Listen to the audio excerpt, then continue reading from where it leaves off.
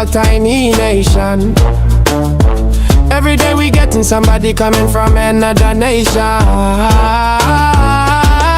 Near and far, they come here and they prosper. Hey. Illegal migrants don't care, I wonder if they were invited here. Broken laws. Who cares? Welcome to the Bahamas, where anything goes and the citizens are sitting in the second row whilst everybody else is treated like first class. Now you see why I'm mad. I mean, this feels like an invasion. They come here and doing better than you and me. No expenses paid, tax free. This been going on since 1973. These people been living more independent than me. They don't care about the law, the natural born citizen of this country. Lousy leaders are to blame, always looking for votes, always crying about something to get in. The blame starts for change. Time for change, time to free ourselves from citizen oppression. Welcome to the Bahamas, where anything goes and the citizens are sitting in the second row, whilst everybody else is treated like first class. Nah, you see why I'm mad. I thought they said this land was for Bahamians. What a joke, this is worldwide invasion. Come on and take the whole pie. Keep your eye on the leaders though, cause if it gets dark too early, most likely they just sold the sun out the sky. And if the beach look like gold rocks, it's because they sold all the sand. Greedy, lousy politicians, all they good for is selling off our islands, our beautiful Bahama land. I've been tired, time to change it. I'm giving it one more try.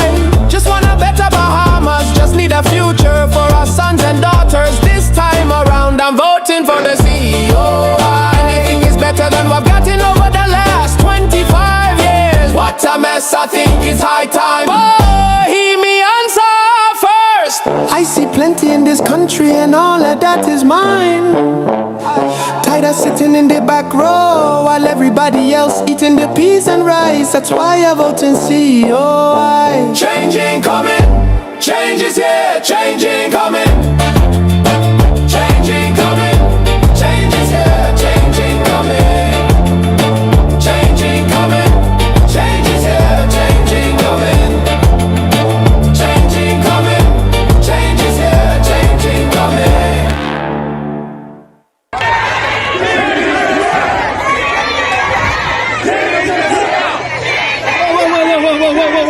Whoa, girls, we out doing it.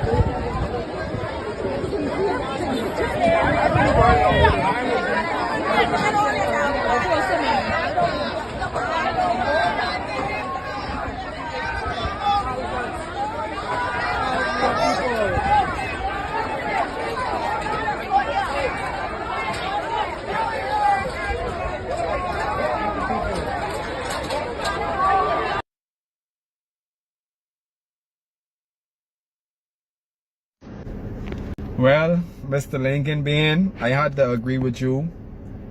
I had to wait to agree with you until this shit happened. Well, I started working in the construction sector, and as you can see, I off today. I don't have nothing to do anymore because the Haitians get all the work now. The Haitians get all the construction jobs. So if you was a carpenter and you was work for 200 a day or even 150, you can't make that no more because the Haitians working for 100. So I understand what you're saying, Lincoln. I used to painter and I actually used to help work, but I can't get a helper spot right now because too much Haitians on the job. There's nowhere for me to work. But they say that the young Bahamian men lazy, they don't want to work, but this is why I ain't to work. And I used to skilled painter, and it's hard for me to go on the site and find a skilled painter job because anyway I go there like $80 a day. Like, I'm a skilled painter, I have all my tools. Why you trying to give me? I just give him $80 a day. Hey boss, just make it. Yeah, I make it $80 a day. Oh, that's why, because Haitians taking over. That's it for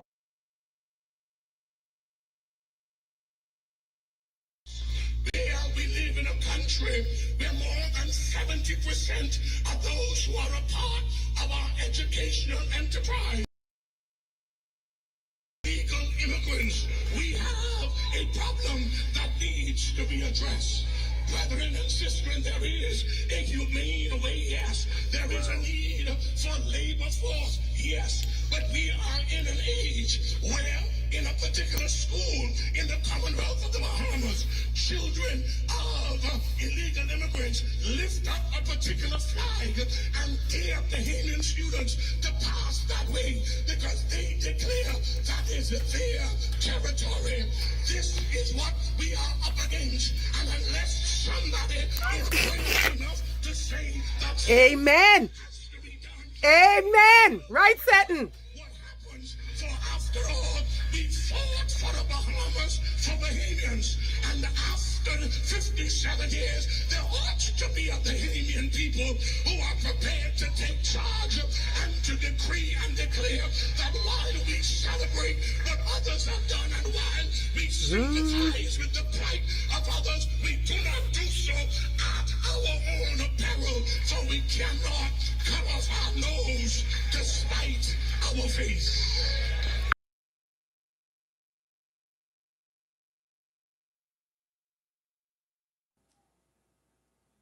If they just kept operating according to what was acceptable and what was the standard, black people would never be liberated. If it were not for operating outside of the box and breaking rules, we would not be celebrating 50 years in an independent Bahamas. Y'all talk to me now. I'm talking revolution. In order to access the rights, the privileges, and benefits we enjoy today, our founding fathers in this country had to push the envelope, break some rules, and challenge the system. That's why you have the benefits you have. Because most people who are opposed to change are those who selfishly benefit from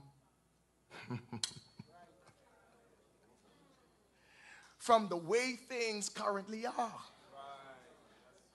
Even at the expense, in most cases,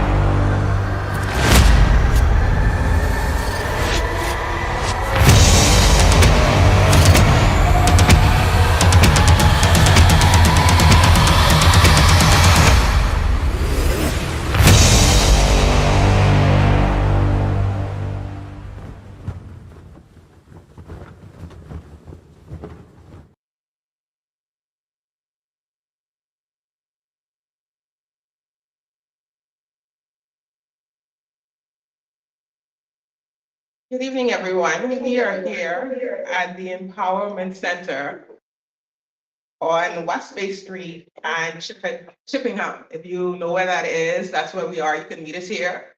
Come on down, come hang out with us. Remember, we are open 7 days a week from 9 to 5. So you can hang out with us, you can chat with us, you can meet your candidates, or you can send a message to your candidates. We are here to help you. We are here for you. Welcome, Bahamas. Welcome, Coalition of Independence Nation. Welcome, welcome, welcome. We are happy to have you. Share this link, share with somebody, tell somebody we are here, we are back, and we will be here to speak about the topics that concern you today. Welcome, welcome, welcome. We want to encourage you and let you know also that we are on all our social media platforms. We're on YouTube as well as Facebook. So you can go on YouTube and you can share the link, as well as Facebook, and you can share the link. Listen, let's do our ministry. Let's evangelize. Tell somebody who will tell somebody who will tell somebody again that we are live. We are here with topics that are, listen, pressing in our nation. Pressing in our nation. So welcome, welcome, welcome again. We have a small amount of announcements, and I'm about to give them to you. We just opened our Golden Gates headquarters. Miss Charmaine Adley just opened her Golden Gates headquarters. So yay! And we thank you for our in-house guests. Welcome as well. Welcome. We're happy to have you. We have Elizabeth Estates as well as open. Miss Donna Major. Yay! Let's give her a round of applause. Yes, North Andros, the Berry Island. Mrs. Indira Lang. That's open as well. We have the Elizabeth Estates. I said that already. And we want to send out our condolences to our leader, our president, Mr. Lincoln Bain, on the passing of his sister this morning. We want to tell you that we are praying for you. Our hearts and our prayers are towards you. And we thank you for your service. Even as you are in your bereavement, you are here for the Bahamian people. We want you to know that we are here for you, sir. And we thank you for your service. Today is going to be amazing. Today is going to be provocative. Today is going to be exciting. We're going to talk about a pressing thing that's going on in our country. BPL bills. We're going to talk about BPL. Anybody know about those bills that look strange and they look like they came from another place, or you live in Kelly's or somewhere else? Like, what's going on with these bills? We're going to talk about that. Mr. Bain, our president, is going to explain exactly what is going on. You know, when you come here, you get information, you get educated on the things that you need to know. You don't leave here ignorant anymore. And I think that's what's going on in our nation. They are afraid of the Bahamian people being knowledgeable of what's happening in our country. And we thank you for tuning in every Sunday. And we're sorry for being late today. Let me recognize that. We're sorry for being late, but we want to thank you for being here with us every Sunday as we unveil and as we reveal things that are pressing in our nation, hot topics, things that concern you. And today is going to be no different. I'm going to be joined shortly with Mr. Lincoln Bain and Miss Maria Dotson. Give them a round of applause. You know that Miss Maria Dotson is the candidate for Bamboo Town. And she's everywhere being that person. She's that it girl who is going to do it. It doesn't matter who it is, that giant is going to come down, because Maria is going to stand up for you and I. And we give thanks to her for doing that. We appreciate you. We love you. We love you for standing up. And guess what? We got your back. We got your back. You are not alone. You are not alone. So we're going to come right in, and then we have a secret segment. I'm not going to tell you what it's about now, but it's going to be pretty exciting. So the first segment is going to be about BPL, and we're going to find out what's going on with these bills. Every time you check, the bill is going higher and higher and higher, and we're not getting any resolution. We're not getting anything. I know there was a show recently, and they were talking about what is going on with the generation of whatever it is. I wonder, it's just me, and this is my opinion, this is nobody else's. If we live in the Bahamas and we have sun, the sun shines in the Bahamas almost 365 days, right? Why are we still using these things? Why aren't we on solar generation? What are we doing? And we know that Mr. Bain has the vision to push us forward into the new Bahamas, and we thank him for that. And we need a new Bahamas. The people are crying. The people are tired. The people are tired of carrying the taxes, the burdens, the pain of what is going on in this country. We need help. We need relief. We need vision. And today we're going to talk about that pressing topic. So right now, we're going to welcome Mr. Lincoln Bain, our president, and we're going to welcome Miss Maria Dotson as we tackle the topic of BPL and what is happening. If you have any questions, you can put them down in the comments. Somebody is going to be reading, and then we'll have someone to read them out, and we'll have someone to address them as you put them in. So feel free to put it down in the comments, and we're going to address them for you today. We'll be back in a minute with Mr. Lincoln Bain, the president, and Miss Maria Dotson, our David. They're going to come forth and they're going to share with us what exactly is going on with these bills. I want to know. I'm sure you want to know. We as the people need to know, because we don't need any more taxes. We don't need any more burdens. We need relief, and we need resolution now. We're saying that we need it now. Right now, we need that. So we're going to take a little break, and they're going to come on, and we're going to talk about it. See you soon.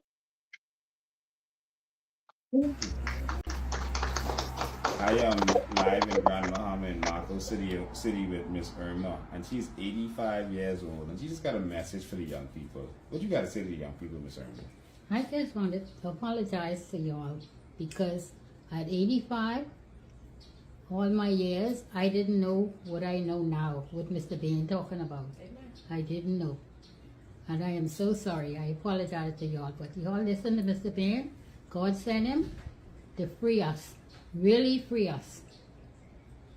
So you didn't know about the natural resources? Didn't know about the natural resources. And right here in Grand Bahama, didn't know what was You going thought we on. had none.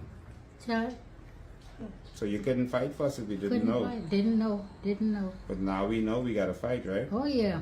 Well, Oh, we can yeah. fight in honor of you. Yes, sir. You Thank work hard on this land, and we can fight for you. Thank you. Ms. Irma was F&M all from 1972. She voted PLP once in 68. And from 72 to now, she was F&M. But this time, she decided to be COI. Why you want to be COI? Yeah. Because I know the truth now. And the Bible says the truth shall set you free. So I'm free. You know? Yes. Thank you. We can fight this fight for you. They say the old people stuck in their ways and they're not catching on. But I tell you, the majority of the elderly people, they now see the truth. And they are going to help us to bring that change. Well, she tell us about there was a gate between Freeport and 8 Mile Rock. Yes, it was. You sure? Yeah, man. In the 70s, I think it was. Oh. When they first opened. They put a gate up. They put a gate up. Yeah. Wow. Wow. Well, we could break down all those gates and all Thank those you. barriers, and we are going to deliver this country back to the Bahamian people. Thank you, Ms. Irma. Thank you. Okay. Thank you too. Thank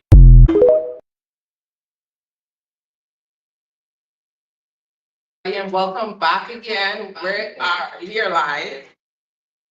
And we're here with Ms. Jackson, and we're here with our president, Mr. Lincoln Bain. We have a lot of pressing questions, and listen, everyone has pressing questions as it pertains to BPL and what's going on. We want to know. And if you know anything about Ms. Jackson and Mr. Bain, they come with receipts. They come with evidence. They don't just speak to have themselves like some people we know. They come with the evidence to back up what is being said. So we're excited to have them on this segment of the show. Welcome them in-house. Welcome them on our platforms.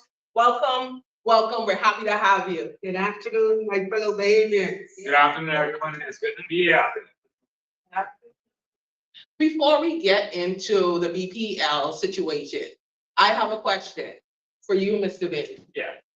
There was I think it was a clip going around with the chairman of the PLP. I think that's the chairman of the PLP, Mr. His name slips me at this time, right? Mr. Mitchell, right? So I want to know, Mr. Bain, I know we try to do our best to keep it as classy as possible. And I want to tell you, Coalition of Independents, forgive me, please, because I did get it for that last time. Yeah. Coalition of Independents, I want you to try your best to keep it classy because we're not going to go lower and lower and lower. We're going to keep our standards high because this back and forth thing, we know it's silly season.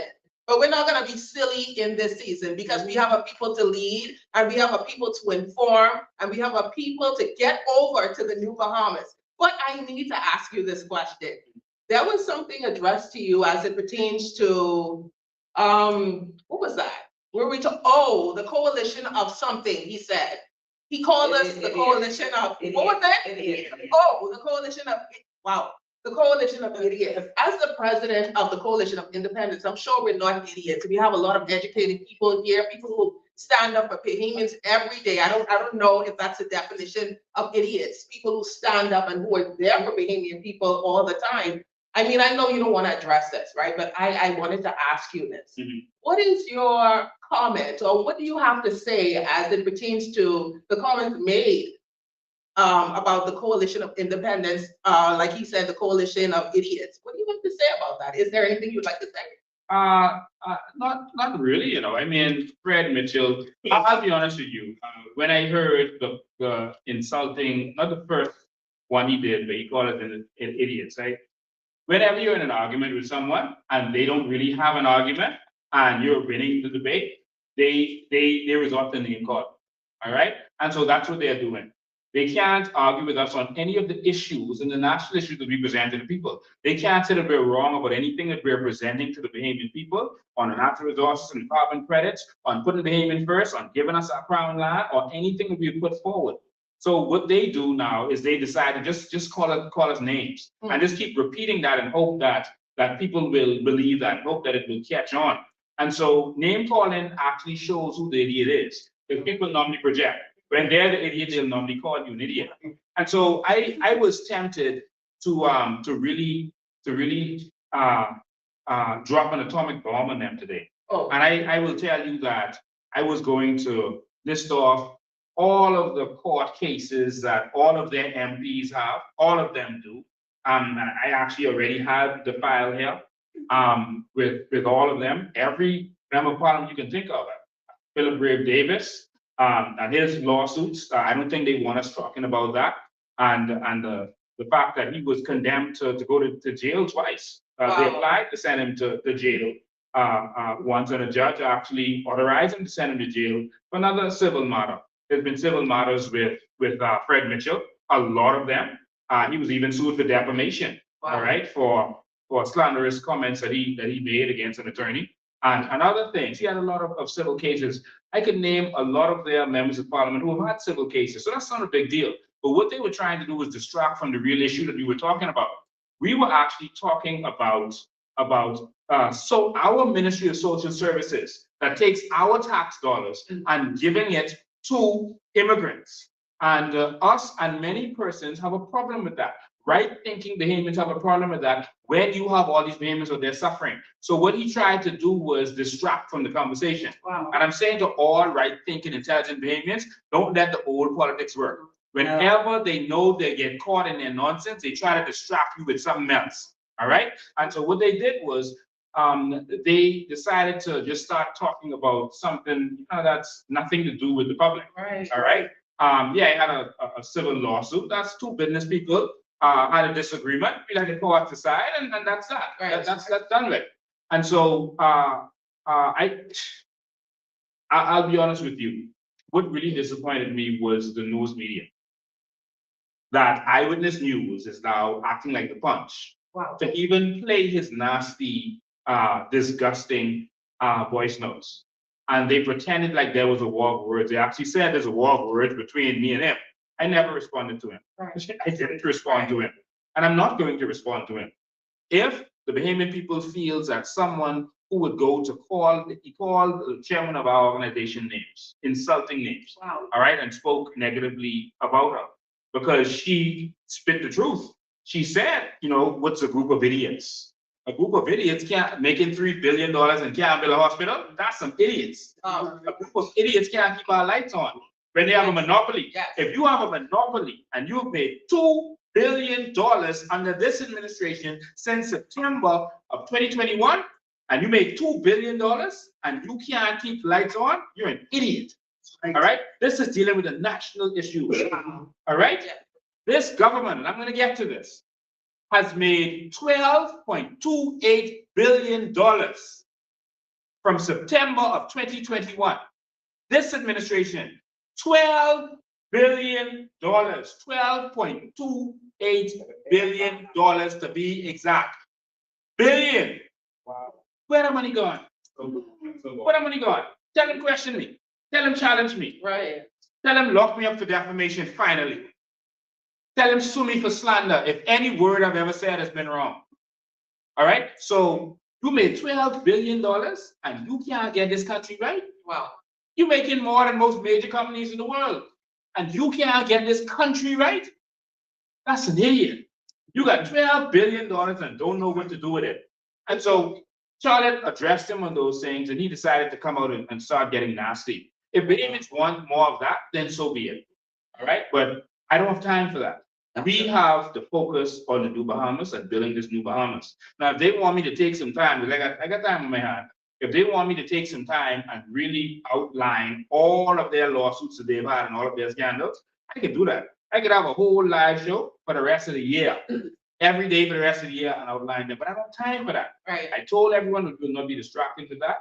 I will not be answering Fred Mitchell. Fred Mitchell, if you love this country, like I love this country, let's put a vision for this country forward and let's move this country forward. But y'all don't have any vision for this country. All y'all want to do is take this country backwards and rape and rob this country like you've been doing.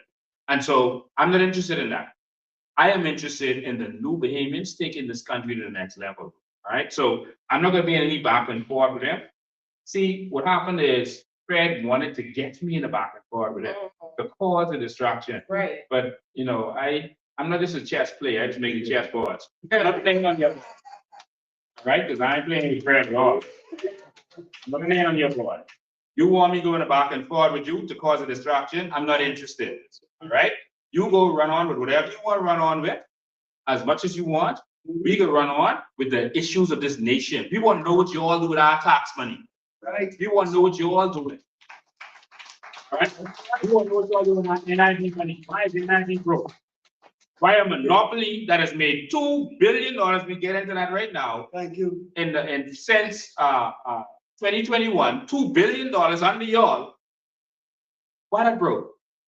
I can make $2 billion and be broke. But we can get into that. So I don't have any time on no back and forth. Like I said, I was just disturbed that Eyewitness News would do that to themselves. And maybe it's because their owner now is interested in politics, so they got to start their political attacks now. Right. And even if that's the case, I really don't care. That's his station. He can do what he wants with it. But the media should be unbiased, and they should focus on what's going on in this nation. What was disturbing about that transaction was they didn't talk about what it really was about. They didn't talk about the fact that that was about social services. Wow. And we played the evidence. It's giving our money to immigrants. They didn't mention that in that clip, which is really what we were talking about and what Fred was responding to us about. They just mentioned the little slanderous foolishness that he was running on with. Right. And they didn't mention any of the national issues that our chairman brought up. He brought up national issues, Right. but instead of playing that, they played the nonsense that Fred Mitchell was running on with. Oh, pay that woman, pay the woman, right? And other nonsense he was running on with, calling her names, et cetera, et cetera. And so we know that they are disturbed. Last thing I'm going to say on this, and Fred could respond however he wants, we could be dealing with national issues. No, in fact, I'm not even going to go on with that. I'm going to leave it right there. We have some issues to focus on. Right. People are hurting. Yes. People can't pay their light bill, and people are sweating every day in their houses. Mosquitoes eating them. This is a crime against humanity. What is going on? I can show you all the facts of what's really been happening. See, we've already started hot. Yeah. We've already started hot. So get your water, whatever you need to step on, because it's going to be fire today. It's going to, not that kind of fire, y'all. We're going to have the facts leading the way. I don't know if some of you remember years and years ago when it was time for election. We used to watch that next. I'm not telling you my age, but we used to watch the national station, right? And during the time of election, there was a particular movie that came on over and over and over again. Roots, right? I remember it. I was a child, and I could almost say the words verbatim because of how many times they played that, wanting you to feel as if this is all you can have. This is all we can afford. This is all we need as a people. Listen, we are beyond roots. That's right. We are in the new Bahamas and we're moving forward. I'm speaking by faith because I believe that God has sent us in this place to take over the land of the gospel generation. We're not going to sit idly by and just take what you say. We want to see the receipts. We want to see the evidence. As a people, we are educated enough by Mr. Bain and Ms. Daxon as they go forth and they unveil. They take everything off and they show you what is going on in our country. They showed you what's going on in social services. We know what's going on in BPL, but we're going to get more information in that. People, don't be distracted. Right. People, go and register to vote. Go and register, get your families in, because if you don't vote, that is a vote. If you sit at home and you say, I'm not voting because everybody is the same, well, we have never been in Parliament. We are now in Parliament because of Mr. Ira, right? We're now in Parliament now. Thank God for that. But we have never been in there. We need to remove the red and the yellow now. We need to remove them now because guess what? We're not going through this cycle over and over and over again. It's insanity. I want to say to the teachers who go back to school tomorrow, welcome back, and we pray that everything goes well. And we've noticed, I don't know if you noticed, Mr. Bain, I think it was over 100 Cuban teachers are coming into our system. I don't understand. We have Bahamian teachers who are well capable, who are sitting home, who have not been called into the system. I don't know what's going on. The Bahamas is for Bahamians. I'm going to say it again. The Bahamas is for Bahamians. We are not anti anybody, you know. We want people to come in and assist us, but we want you to come in the legal way. We don't need you to sneak in on a boat, and we're not just talking about the Haitians, we're talking about the Cubans, we're talking about the Africans, we're talking about everybody that's here. If you come in the wrong way, we need you to be out. Because the Bahamas is for Bahamians. Mr. Bain spoke about Bahamian people suffering, Bahamian women sleeping on the beaches, Bahamian women doing things that they don't want to do. You can imagine Bahamian women doing things they don't want to do to put food on the table. It's that bad in our country. What are we doing as a people? What are we doing as a people? And we keep putting up these signs and these colors, and we're saying to the Bahamian people, this is all you deserve because this is all we ever got as a people. But guess what? We're moving up. Remember that we're moving up to the east side? Yeah. That's what we already in the promise. Paradise is going to be paradise, not just for the tourists, but for our Bahamians. Yes. So before I start up another thing, I'm going to open the floor to Mr. Bain, and we're going to address BPL. We're going to address the social services issue. I don't know which one you want to do first because both of them are really like, we need to know what's going on. Well, we'll start with BPL because we touched on social services a little bit. Thank you. I'm trying to make sure I'm powered up and I don't get all. All right. So I want to start with BPL, okay, because Bahamians are suffering. Businesses are shutting down. Businesses can't afford to stay open. There's a lot that we can't do in this country because we can't afford electricity. We can't do manufacturing because it wouldn't make sense. And it has to be a reason this is going on. And so people are looking at their bills. So the government sham them, they always try this trick. They'll start to tell you how they did some things to make light bills go down. And they always say that around November, December, they'll start to say, yeah, we put some stuff in place and you can start to see light bills going down. Other administrations did it too. And that's because light bills normally go down in December because it's less. Heating and cooling is what makes your electricity bill go up. Anything that does heat or cold. And so whenever the winter is coming, they know your bill is going to go down. So they swing you. And then they start to say, look at the good job that we did. And then they start to play dumb when summer is coming back around. All right. And so you will see the real bills. Well, we are a hot country. So we need it to be a manageable price all the time. But why is our bill so high? Why is our bill so high?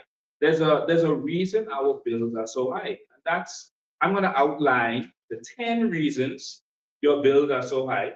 And that's the 10 times you pay your one bill. Wow. You are paying one bill 10 times. And that is why your bills are so high. Your bill is 10 times what it should be. And I'm going to break that down for you in a second. I'm going to outline it, and then once we have some time, I'm gonna actually show you some things that's going to be quite shocking. So make sure everyone in here is sitting down. People at home, we're responsible for them. Yeah. Right? Everyone in here, make sure they're sitting down. Yeah. All right. You need to brace yourself for this because I heard 10 times over we're paying our bills 10. What is going on? I'm really edgy. I'm on the edge of my seat. I want to know how is it that we as a people, we're doing this 10 times over. These bills are skyrocketing, Mr. Bain. Yes.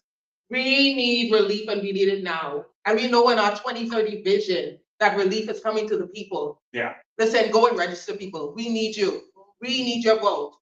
But talk to us. You pay your bill 10 times. I'm going to show you how you pay the bill 10 times, right? Included in that? Solar panel, no solar panel included, because if you're using solar panel, we wouldn't have to pay anything. But of course, they got a scam coming up where they let Frankie Wilson pay for the solar panels and then sell us the free electricity. And so they're going to make money from that too. And I warned people about this a few years ago. I read the document and people just ignored it. So why we can't get our own solar panel, Lincoln? We can get our own solar panel, but we get to all that in a second. Okay. Let me just show the people how they are paying one light bill 10 times. Somebody say 10. All right. Okay.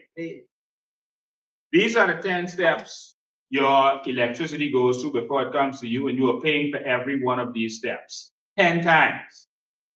1. Focal, I'm going to technically say borrow, so they get money from NIB. Focal gets money from NIB to buy the fuel from the supplier. As one. If they get it from NIB, that's our money, right? If we are giving them money, so you pay it one time. So Focal was getting money from NIB to buy the fuel, all right? 2, they would sell the fuel they bought to BPL, all right? That's the same money that you paid for. Now they sell it to BPL, so BPL, which is our company, buys it. That's 2. 3, they would use that same oil for them to generate electricity, all right? Remember, Focal now is generating electricity. They put generators in our plants, and their generators, and I got the pictures of everything and the documents and everything, their generators are now creating the electricity when we could be doing that ourselves. And they are using that same fuel to generate the electricity. You see? And so instead of, that's like you going in the taxi and then the taxi charge you for the drive and he charge you for the fuel too. Wow. So yeah, they gave Frankie Wilson and them the rights to generate electricity, all right? But the fuel, that's we paid for that. Wow. And they generate that free. The building, we paid for that. And they generating that free, all right? So they sell electricity to BPL that they generated with the oil that they got the money from to buy from us. And then we buy it from them as BPL. You see? BPL borrows the money to buy the fuel with money borrowed from NIB. So they got money to buy the fuel. Then BPL borrows the money to buy the fuel from them. You all still with me? Yeah. I know this freaky. They get the money to buy the fuel through investment from NIB. And then BPL borrows the money from us in order to buy that same fuel from Focal. And Focal takes that same fuel and then generates electricity with it. You see how much money transaction going on? Yeah. Number 6, we pay for electricity usage. That's when they generate it, we pay for it. So we buy the electricity from BPL that BPL bought from Focal. All right? We pay again for fuel surcharge. All right? So not only do you pay for the electricity that was generated, they have a separate bill that's called fuel surcharge, which is ridiculous. All right? The fuel, they got money for that fuel twice. Once because Focal got money from NIB. 2, because the government, all right, BPL borrowed the money, all right, from us, NIB again, from NIB. The 2 of them bought money from NIB in order to pay for the same fuel. You getting it? Yeah. And then we buy it from them. All right? And then they charge us a fuel surcharge in order to pay for that fuel that was already paid for by us. We pay for the generators and equipment of BC. We pay for all that. We subsidize that. Whenever they say they're going to buy generators, BPL don't buy them with their money. The government pays for that with our taxpayer money. You get it? And so that's the first 8 steps. Another way we pay for the same electricity bill, whenever they have shutdowns, Guess who paid electricity for the shanty town? Us. They hook up, no one stopped them, and we gotta pay for that. We paying for that fuel that's going to them. Think about that. Someone gotta pay it. Remember when they had the injunction on for all those years? The court injunction said you cannot disconnect the power of the shanty town, even though they hook up illegally. Even if they are legal immigrants, it literally said, even if they are legal immigrants and etc. So we paid for that. Again, and the last way we pay, they have something called a do not turn off list. And politicians are on this do not turn off list. All right, so they have politicians whose name is on the list that you can't turn them off. Right? Some people say, yes, Minister actually talked about it. He said he went to pay his bill and someone asked him if he wanted to go, and this when he was in opposition. Someone, if he wanted to go and do not turn off list, and he said, put me on that list, I can pay my bill. All right. And so you'll wonder how people like Leslie Miller and them bill could go up to $500,000. How could your bill go up to $500,000? How? Because you're on a do not turn off list, and all of these legacy politicians are part of that, and that means that we pay for their electricity bills because you can't turn them off. All right, and so these are the 10 ways, the 10 steps that you pay over and over and over. The sickest part of this, I'm going to share some stuff on the screen. The sickest part of this is the fact that we are putting up the money for oil twice and then still paying for it. They're charging us over and over. So I'm going to go to some of their, this is BPL's yearly, I'm going to go to NIB's yearly annual reports. Those annual reports seem to have stopped in 2022 now. So when this government take over, they say, hold on, we ain't showing them nothing no more. I went over. The last time someone did that was Ingram. And when that came back, we found out Ingram had taken our money, done all kinds of skullduggery with it, INIB money. All right? And so we don't see what is happening on a yearly basis with this NIB stuff again. And we don't have a Freedom of Information Act, and you will not get a Freedom of Information Act. All right? Yes. According to the NIB Act, they're supposed to table the statement of accounts, the statement of facts, and how they spend the taxpayers' money every year. Mm-hmm. So are you trying to tell me since the PLP come to power, they haven't tabled none of these 2023, 2024, this 2025? What table they put it on? They put it on your table? They didn't table it in the people's parliament. I haven't seen it. Where I want to see it is on their website, where every behavior can go and see it. I want our Freedom of Information Act. I don't want nothing in the House of Assembly, because no one knows where to go to get them documents from the House of Assembly. All right? I want it in the Freedom of Information Act. I want people to be able to go on their computers and access this all the time. Now, up to 2022, you can look and see it right there, but we ain't seen nothing since. Also, there's a problem. When we get it, that's a problem. Yeah. All right. Not acceptable, man. When we get in there, serious problem. So I'm gonna cherry pick through a couple. I did some screenshots on that thing. I have it live also, so we can see the whole thing. But I'm gonna I highlighted some stuff so that Bahamians could actually see this, because I wanted you to see exactly what's going on with this. Let me everybody sitting on, right? All right, good. Lie to me. I will not be responsible. Okay, we'll leave it up. I'm kind of still stuck on the do not turn off list. Yeah. That's like, because we absorb those bills. I don't want you to think that those bills just disappear. And politicians say stuff like, egg is sweat. Remember when Alexia said that? Hey, yeah, hey, egg is sweat. Yeah, they another one say, stop using hot water for bathing the tub.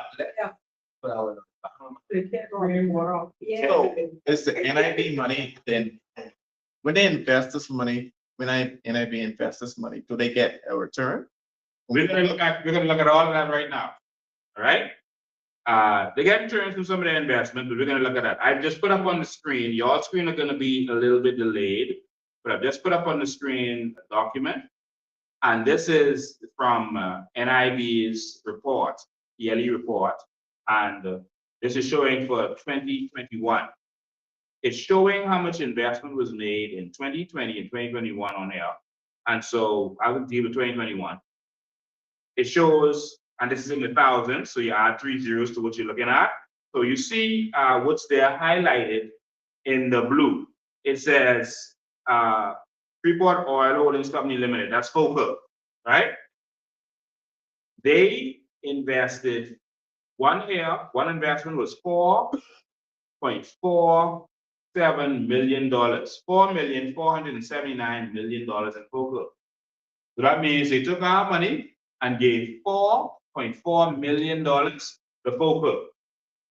All right, $4.4 million to FOCA.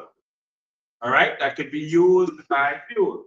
That's one. Down there to the bottom, you'll see another one highlighted in yellow, another $4.3 million, $4,365,000 was invested in FOCA. So when you add the two of them up, you get almost $9 million, I'll say. $9 million invested in 2021 in FOCA. All right? So if FOCA is this big company making all this money, why they need money from our NIBs? Why is our NIB giving them our money? All right? And so that's money that came out of, that you paid for. That's 2021. All right? And remember, the numbers have stopped coming out. We're gonna go to some more images. Y'all stay with me. Make sure you're sitting down. All right. All right. So that's our money going to FOCA. Now I'm gonna show you our money going also to BPL. All right. So start with this document. Okay. So this right here shows you the investments in Bahamas Power and Light in 2021. In 2025, it was $25 million. Sorry. 2020, it was $25 million. 2021, it was $18 million. Wow. This ain't all, this just one. $18 million to BPL. So FOCA will get 9, BPL get 18. That's our money. So all these rich people who own FOCA ain't spending their own money. They spending other people's money. They spending our money. And this way you'll understand how the system works. Don't think it's they rich, they spending their money. No, they taking your money, buying the stuff, and then selling it to you. All right? That's not illegal. I mean, but I want you to at least understand, Mauricio, Stephen. I want you to understand what is happening. Wake up, I'm going to educate you. Let's look at some more numbers, because you see that for yourself. It's gotta be fake. But that sounds like, this sounds like idiocracy. They've been using the word idiot, right? But this right here sounds like idiocracy. Because guess what happens? What's going on? Not only did you have to pay for that fuel and all that kind of stuff, guess what? NIB broke because they keep taking NIB money to do this kind of stuff every year, and you got to pay for it. So now NIB is risen again, and if you don't pay the NIB, you go to jail. And they're taking your money and doing this kind of stuff with it. My computer is totally and fully and completely frozen. Someone in want you all see what's going on. Okay, come on. My computer don't freeze. What's going on here? Where you think someone don't want you all see that? Yeah, but they can. is when you're looking at this, right? If what you're saying is correct, and you're going to put together, I need to educate the Bahamian people. So that means all of this money here comes out of NIB. And look what y'all see what's going on. That means we pay for these houses. Farmers Mortgage Corporation, they get Yes. 95. Yes. Majority civil states. I don't want to go all over the place. I want to stay on focal on BPL because we can do them all that. And you can really come up there? Yeah.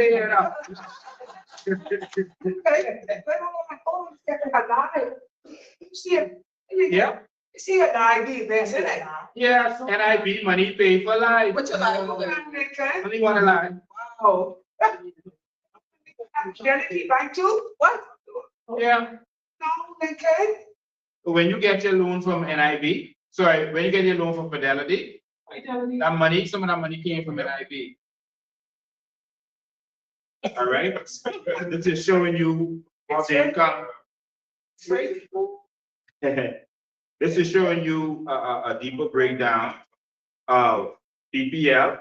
So here on the screen, you will see where they got $18,542,000 from BPL, right? But look at the interest they get for that. Look what they get for it.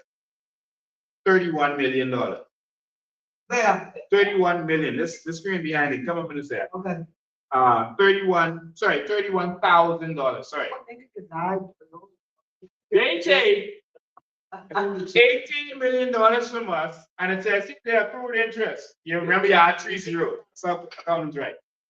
So they take $18 million from us, and the accrued interest we get on that is $31,000 from $18 million. And this is from NIB. This is what they took from NIB. This is what went to BPL. All right. So, of course, Maria, we're not accountants. We are analyzing what we see with common sense. All right. So, and we're showing you it so you can analyze what you see with common sense.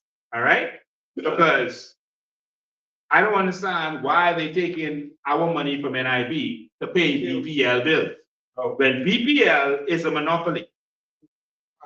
And you have to be the dumbest people in the history of the world if you can't have a monopoly and have that liquid. If I got some more documents to show you, hold on. But if I'm the only person who could sell water in the Bahamas, I don't care what it costs me. I cannot be bankrupt. No. If I'm the only person who could sell numbers in the Bahamas, I don't care what the payout is, I cannot be bankrupt. That's right. Oh, wow. If I'm the only person to sell internet, I can never be bankrupt. That's impossible. How are they bankrupt? Because they are sucking. Right? You'll get to it in a second. So we sit on NIB because we're showing where this money coming from NIB. Now I want to show you all another document here that shows you. So I gave you example of the bills they pay, right? Now here, this is where they're showing how much money. It'll come up on the screen shortly. This is another loan different from the one that you saw earlier. So there was an $18 million that NIB gave to BPL. Now this is another investment here for $13 million. But there was a US loan to BPL. So it's like, okay, BPL got a loan, they got it from the US. Okay, fine. But then guess who paid off the loan? NIB. So on your screen, what you are seeing, it says in July 2020, the fund contributed 13 million. It looks like thousand there, but remember you got to add 3 zeros. 13,315,000 to this medium-term U.S. loan facility, which was transferred to the Bahamian government. So BPL had this loan, and then they transferred the loan to the Bahamian government. All right. So you see how it started in July 2020. The fund, meaning NIB, contributed $13,315,000 to this midterm U.S. loan. All right, that was transferred to the Bahamian government from Bahamas Power and Light Company Limited. So NIB paid it. So BPL had the loan, they transferred that loan to the government. And you wish you could transfer some loan there. You wish you could transfer loan to someone else. Just transfer this loan, man. They're tired of this loan. They transferred the loan to the Bahamian government, and then the Bahamian government used NIB to pay off that loan. So that leads us to another question. Okay, they gotta be making big money from all this money they use from NIB. Because if you putting, 18 million, 25 million, all these millions from NIB into BPL and companies like Focal and them, you gotta be making big money from that. I don't know what we're making. So let's look and see what we making. That's a good question, right? Yeah. Okay. All right. So somewhere you gotta be making some big money. Then you have to be sitting down, right? Yeah. You sitting down, right? I feel too good. We feel a little worse in a minute. This is how you get your degree. And they robbing us from no gun. Yeah, they say they stealing the people money at NIB. That's why the people can't get their benefit, their sick benefits at the end of the day. And so they have, but they are gonna do. And so this is NIB's income from investment. And so we kind of need to know what all these numbers mean, but we see a lot of negative. So anything in the bracket means negative in accounting, right? Either have a negative or they have in the bracket, and that means you're negative. So cash flow from operating activities. And when I look at this document, income from investments has negative $74 million. In 2020, it was negative 41 million. But in 2021, it was negative $74 million. Why? Negative, see it there on the top, highlighted. Income from investments, negative $74 million. Deficit before working capital changes, $114 million. What's that?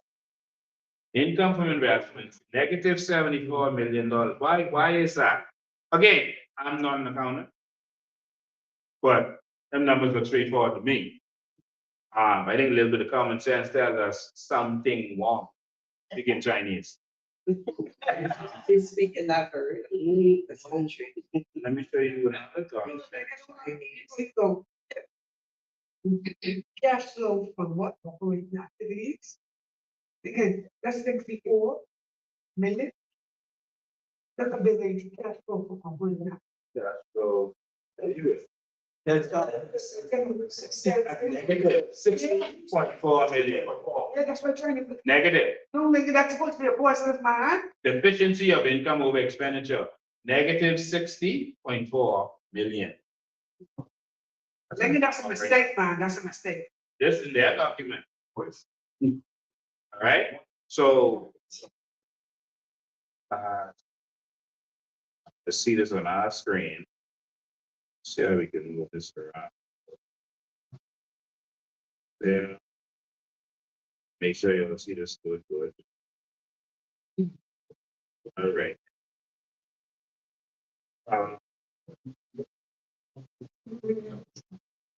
Proceeds from Bahama Power and Light. So this cash flow from investment activities. I want you to see proceeds from Bahamas Power and Light. Because we have all these screens up, it's hard to see.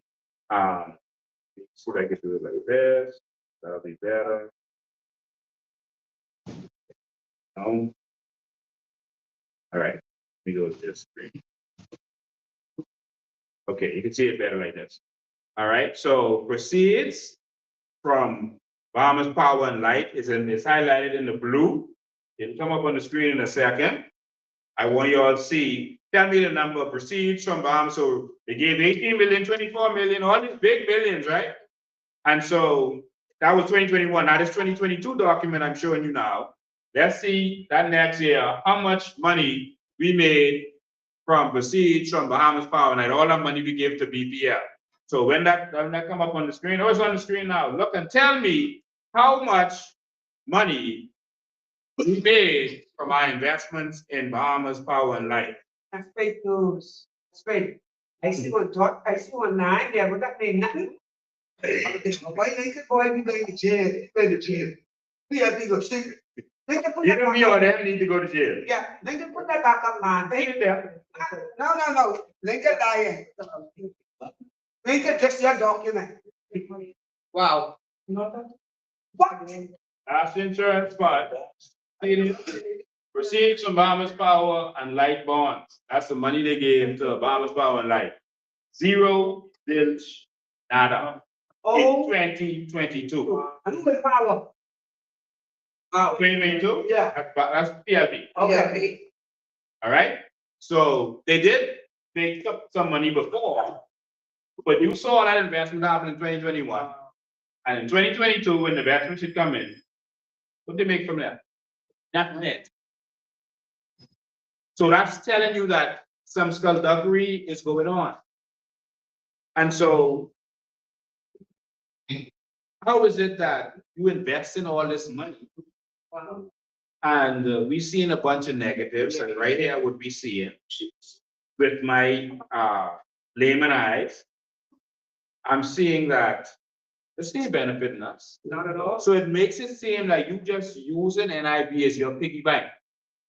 Taking that to invest in companies like Focal and taking that to invest in BPL, and then we paying for every transaction you do. Because we paying for that loan you borrowed from us, we paying the loan you borrowed from us.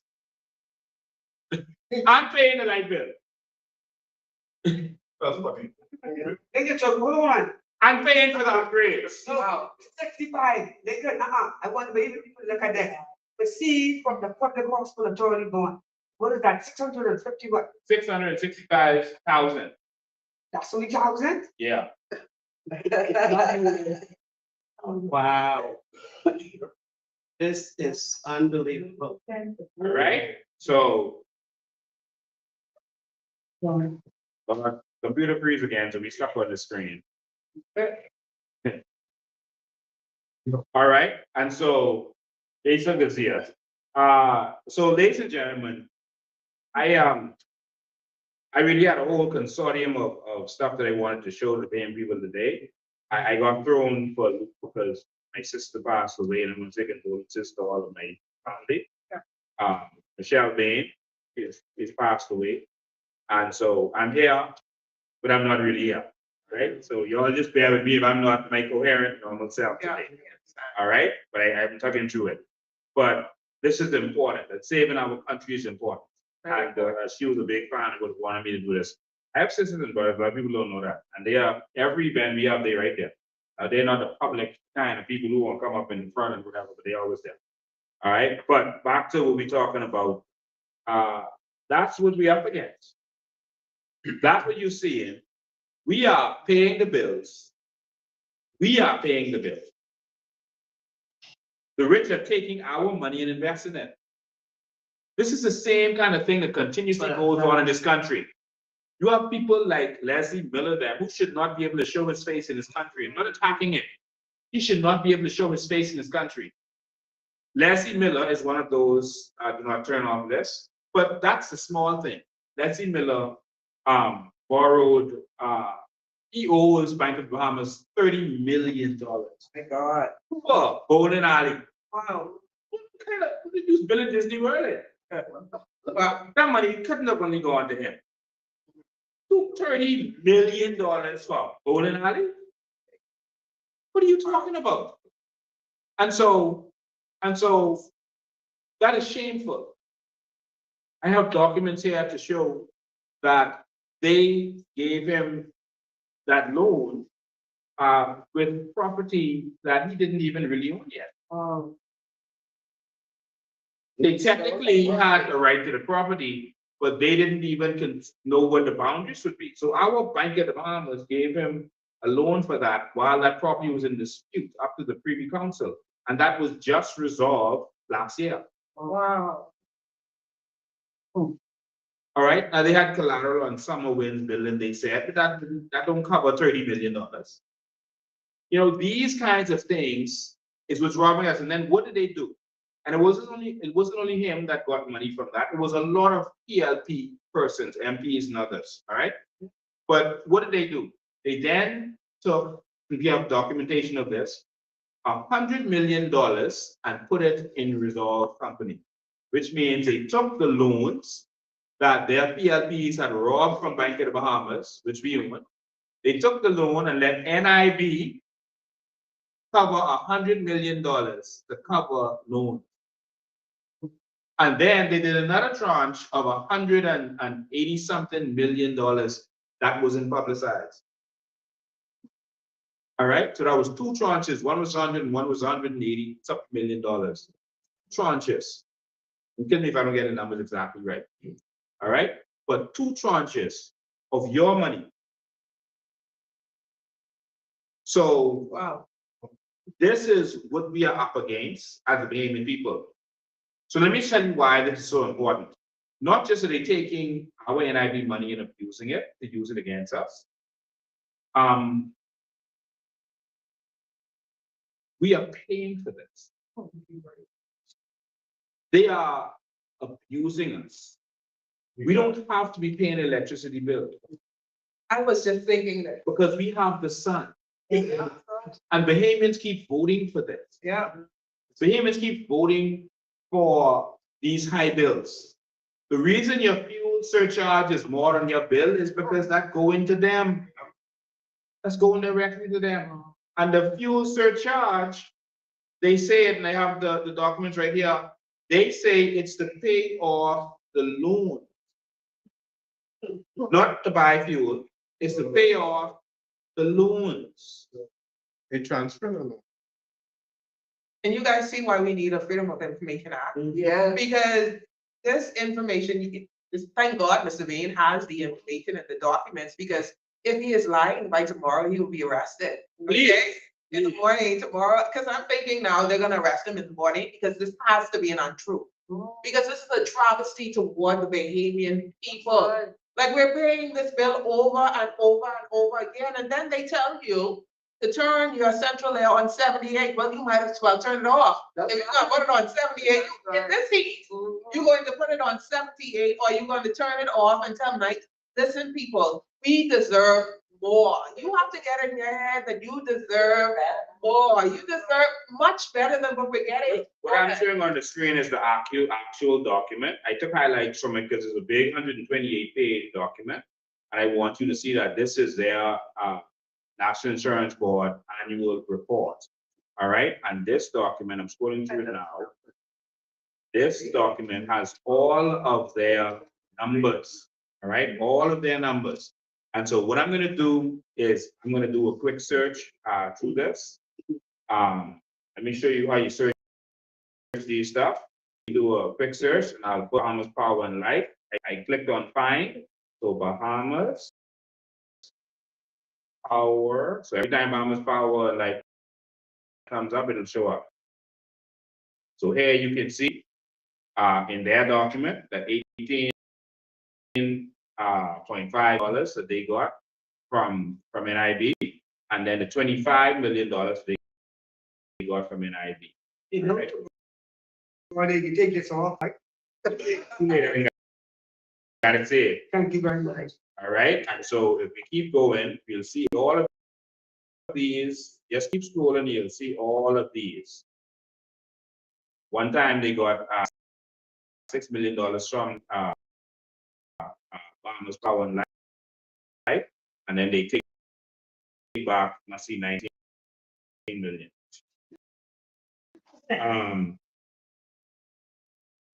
So here, as you can see, another $19 million right here on the screen, $19.8 million. And so what I showed you wasn't even all that they got from them. And all this is 2021.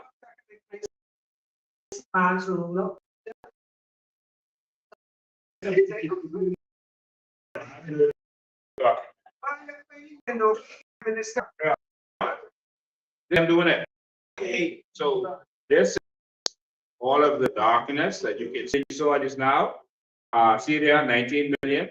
And then if you go back, 25, 9 million, 26, it's gonna come up and gonna give it a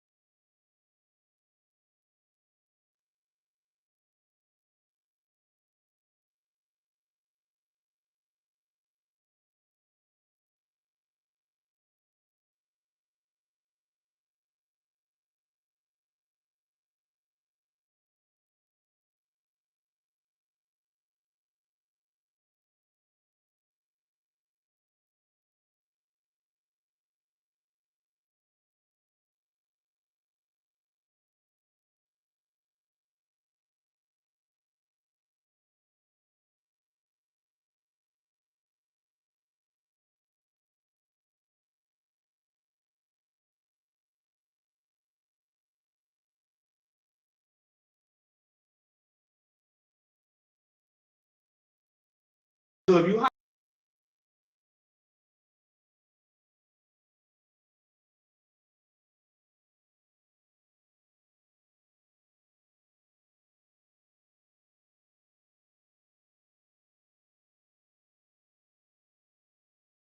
why would BPL buy electricity?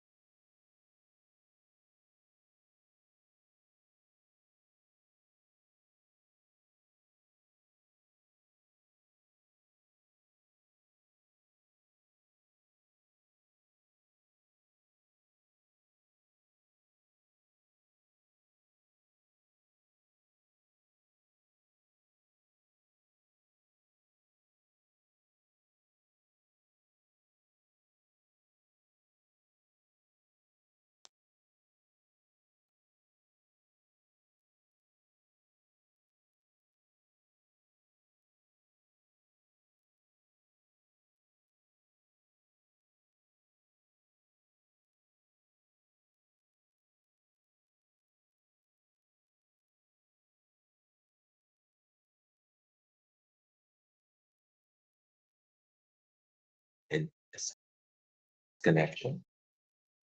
Yeah.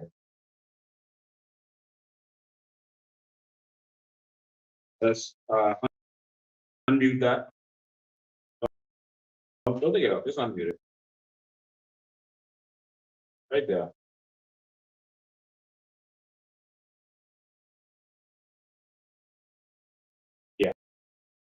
Put that over there. Think about it.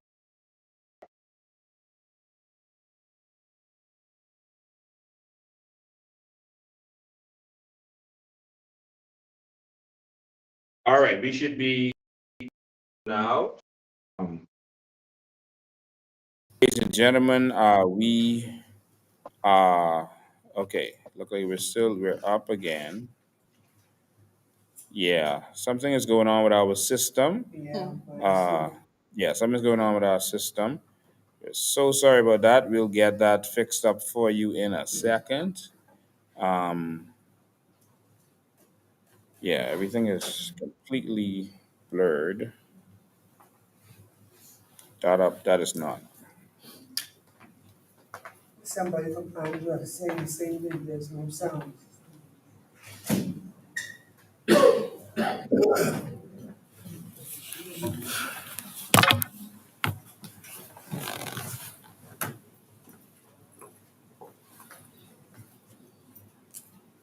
There's no sound.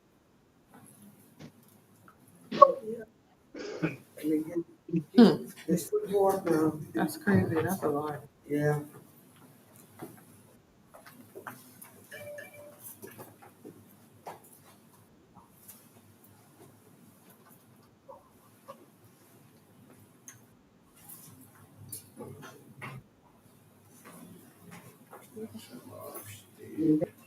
It's football now.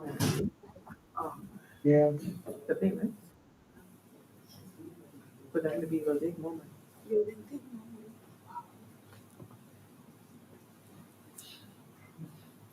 it flashes out to me. Yeah, this person calling from a juvenile. Okay, trying to connect. They say, yeah, now. Yeah, from there. Okay. But they say it's still blurry. Yeah, I can see the blurry image. Okay.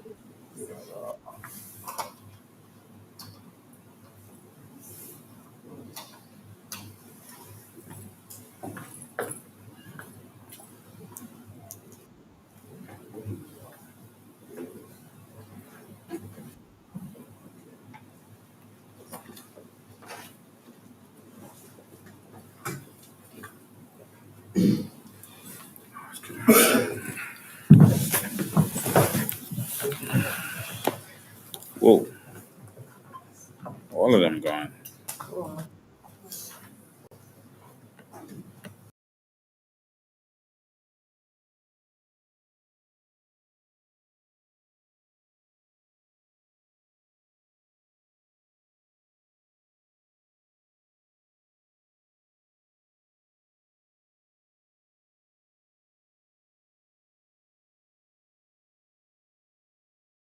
Okay, ladies and gentlemen, I know you can hear me, but you can't see me.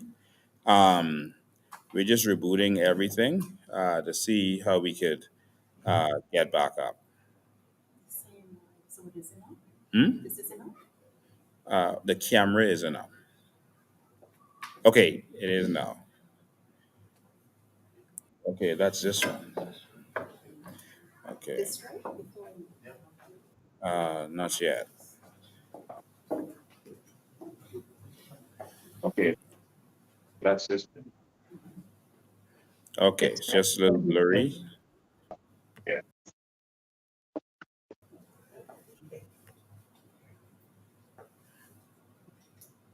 Okay, just a little blurry. Okay. This. Okay, that's up.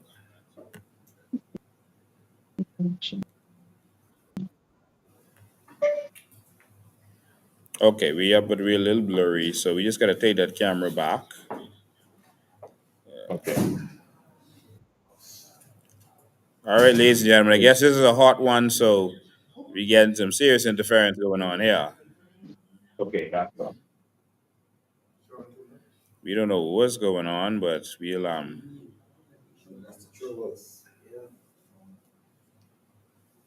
yeah, these cameras are blinking on and off.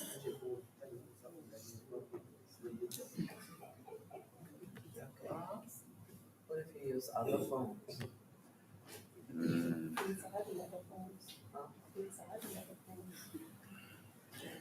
Okay, so we're almost back up. Okay, so now I could reboot probably.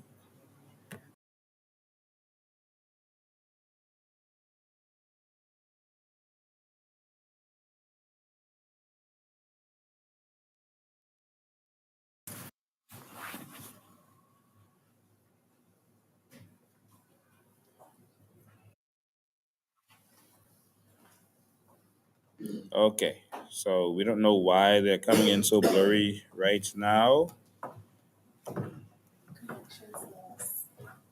Connection loss on that. Okay, so we got this one here in the middle. Okay, ladies and gentlemen, sorry about all these technical difficulties that we're having. We don't know what's going on. Like all these devices hacked right now that we're using. Uh,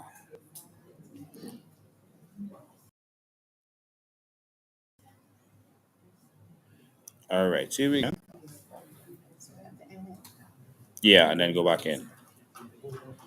All right, we almost there. Okay, look at that coming up now.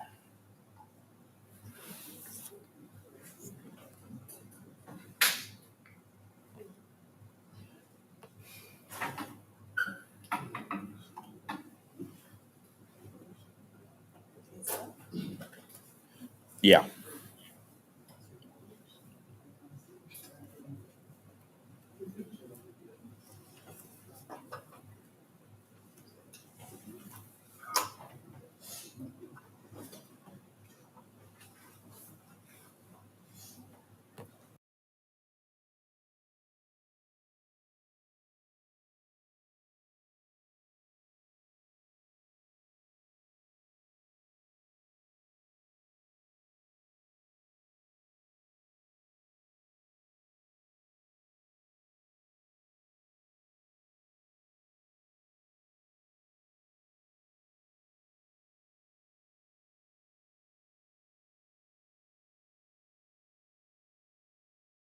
Yeah, it's a lot of information.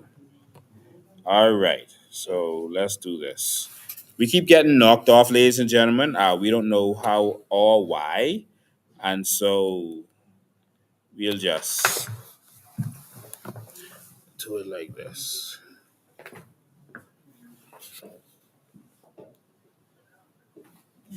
We need an eye chair.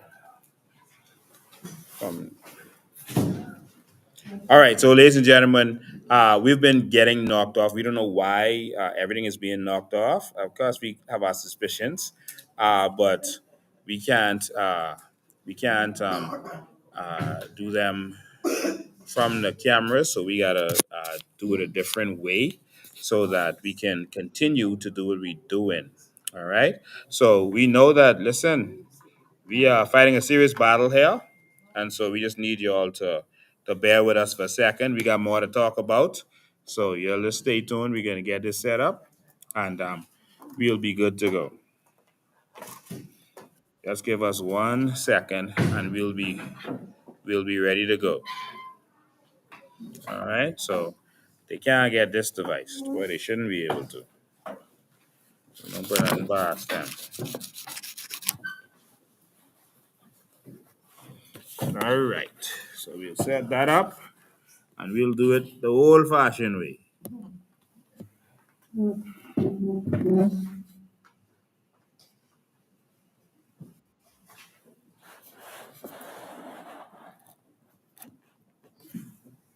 All right, that should be just about good enough.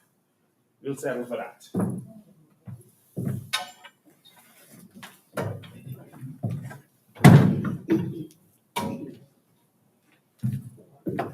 Get close to you, and we'll be good to go. All right, they ain't stopping no show. Okay. You know, show stopping. All right. All right. So, we're not really balanced because Maria way over there, but I need to stay here, Lincoln, because I ain't feeling good. you're feeling good. Yeah, stay far. Yeah, I ain't feeling good. My fellow Bahamians, this is bad, Lincoln. They swing us. You know what they did with all our money? Lincoln, and the poor people can't get the benefit from NIB. And when I look at these big companies, Lincoln, they invested and we can't get nothing back. My heart is heavy. Wow. And like you say, that's our money they use. That means these oligarchs, these rich people didn't use their money. No. And that means Brave Davis took our monies out of NIP to invest in these big companies. And we got nothing back. It's like they use us as slave, Lincoln. You don't Yes. understand this. You know what is so sickening? They went up on NIB. They want more of the people's money to go invest in these companies. And who make it all the bonuses, the NIB, their cronies, the managers that they put in place. They all in place. Father God, even those doctors them are involved. When you go to the panel, the people them need their monies, payments to go and get surgery, and they are declining it. Why? Because they want to take our money and go and invest in these companies like it, BPL and Focal. Why are they doing this to the Bahamian people? Why? That's how money they use. Lincoln Fidelity Bank, Lincoln Alive. So what is this and these investors doing with their money? Why are they using our money, Lincoln, to invest in these things and we not getting the profit back from it? Why, Lincoln? Ridiculous. Lincoln, this gotta be fake news. I gotta go look at this myself tomorrow. Yes, look at all the documents yourself. That's why we show you all the documents yourself and come to your own conclusion. I gotta go get my team now. Them young people away in school, the Bahamians, to look at this, because this can't be right. Our money. And Mr. Prime Minister, you sitting there, and you think it's okay for what you all doing, Focal and BPL Lincoln, Yeah. and we can't get good service. And you see what they did to the people in Elutra, And Abaco. Abaco, and Cat Island? You all heist up those bills. Huh? And like, look at this was all planned. Bahamians, you all think they're giving that 50% discount? That was planned. Huh? We can stop buying it. Like they plan all of this. Those people in the Lutra, I want to cry out for y'all now. Get a list of stuff what y'all tell me about. Huh? To the people of Elutra, they say they tired. Huh? Why should they have to pay the same bill or more bills on a service they can't get one good day in Elutra? And you took the NIB money and invest in Focal and BPL, Mr. Prime Minister, and you think that we supposed to be okay with this? This is highway robbery, what y'all did to NIB. Lincoln, this is despicable. This is dishonest, man. No country in the world would ever take their poor people, workers' money, and did what this PLP and the FNM did with our NIB money. Don't leave them out. Huh? Both of them are responsible for this, Lincoln. Yeah. Huh? This ain't just start. Why y'all can't leave our money alone? If Frankie the Snake, them have all this money, use their money. Yeah. Huh? We don't need this middleman, Lincoln. Huh? The poor pays for everything in this country. We are slave again. This is slavery, Lincoln. They make you think they're the big timers and they big, but the poor pays. Thank you. Even the number man gets their money from the poor. Thank you very much. All right, the poor pays for everything in this country. Everything. Huh? All right, and so we need to wake up and realize that it's time for all of us to rise up. They are sucking us dry. Thank you very much. Oh my God. You know what they're going to do to the youths of this nation? If we don't put a stop to this, huh? Our young children, huh? It's going to suffer. They ain't going to have nothing. They took our BPL and invested with Pike and gave us the small portion and gave them the big portion. Thank you. When we put in everything, who are they calling idiots?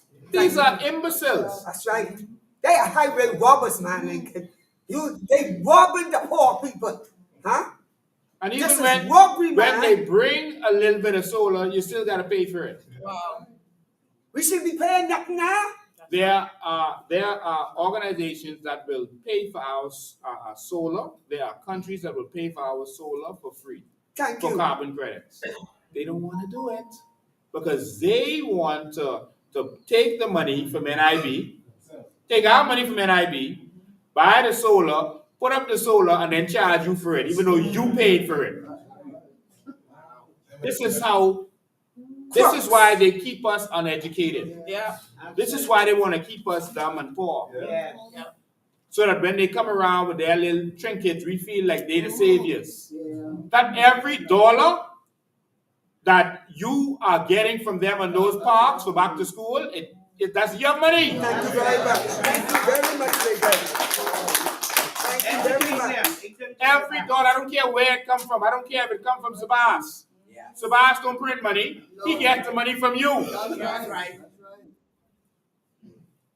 All right? And so y'all better wake up.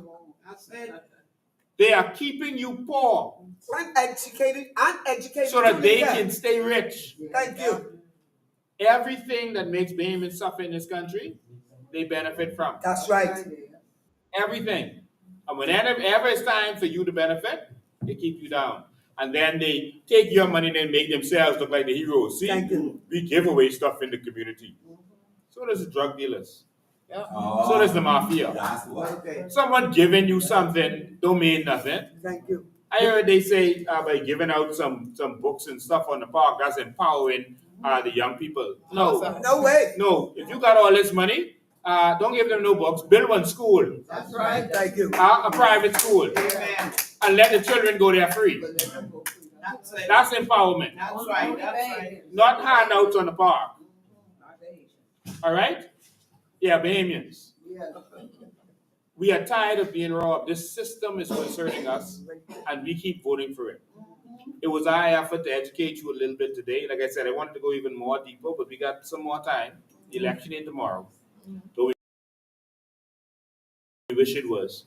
We continue to educate you on your own hard-earned money pays for you to pay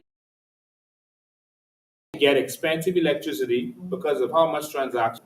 And then in the end, you paying for more NIB because they're raising it. Yes. And you pay in the fuel surcharge, which isn't for buying fuel, that's for paying the loan.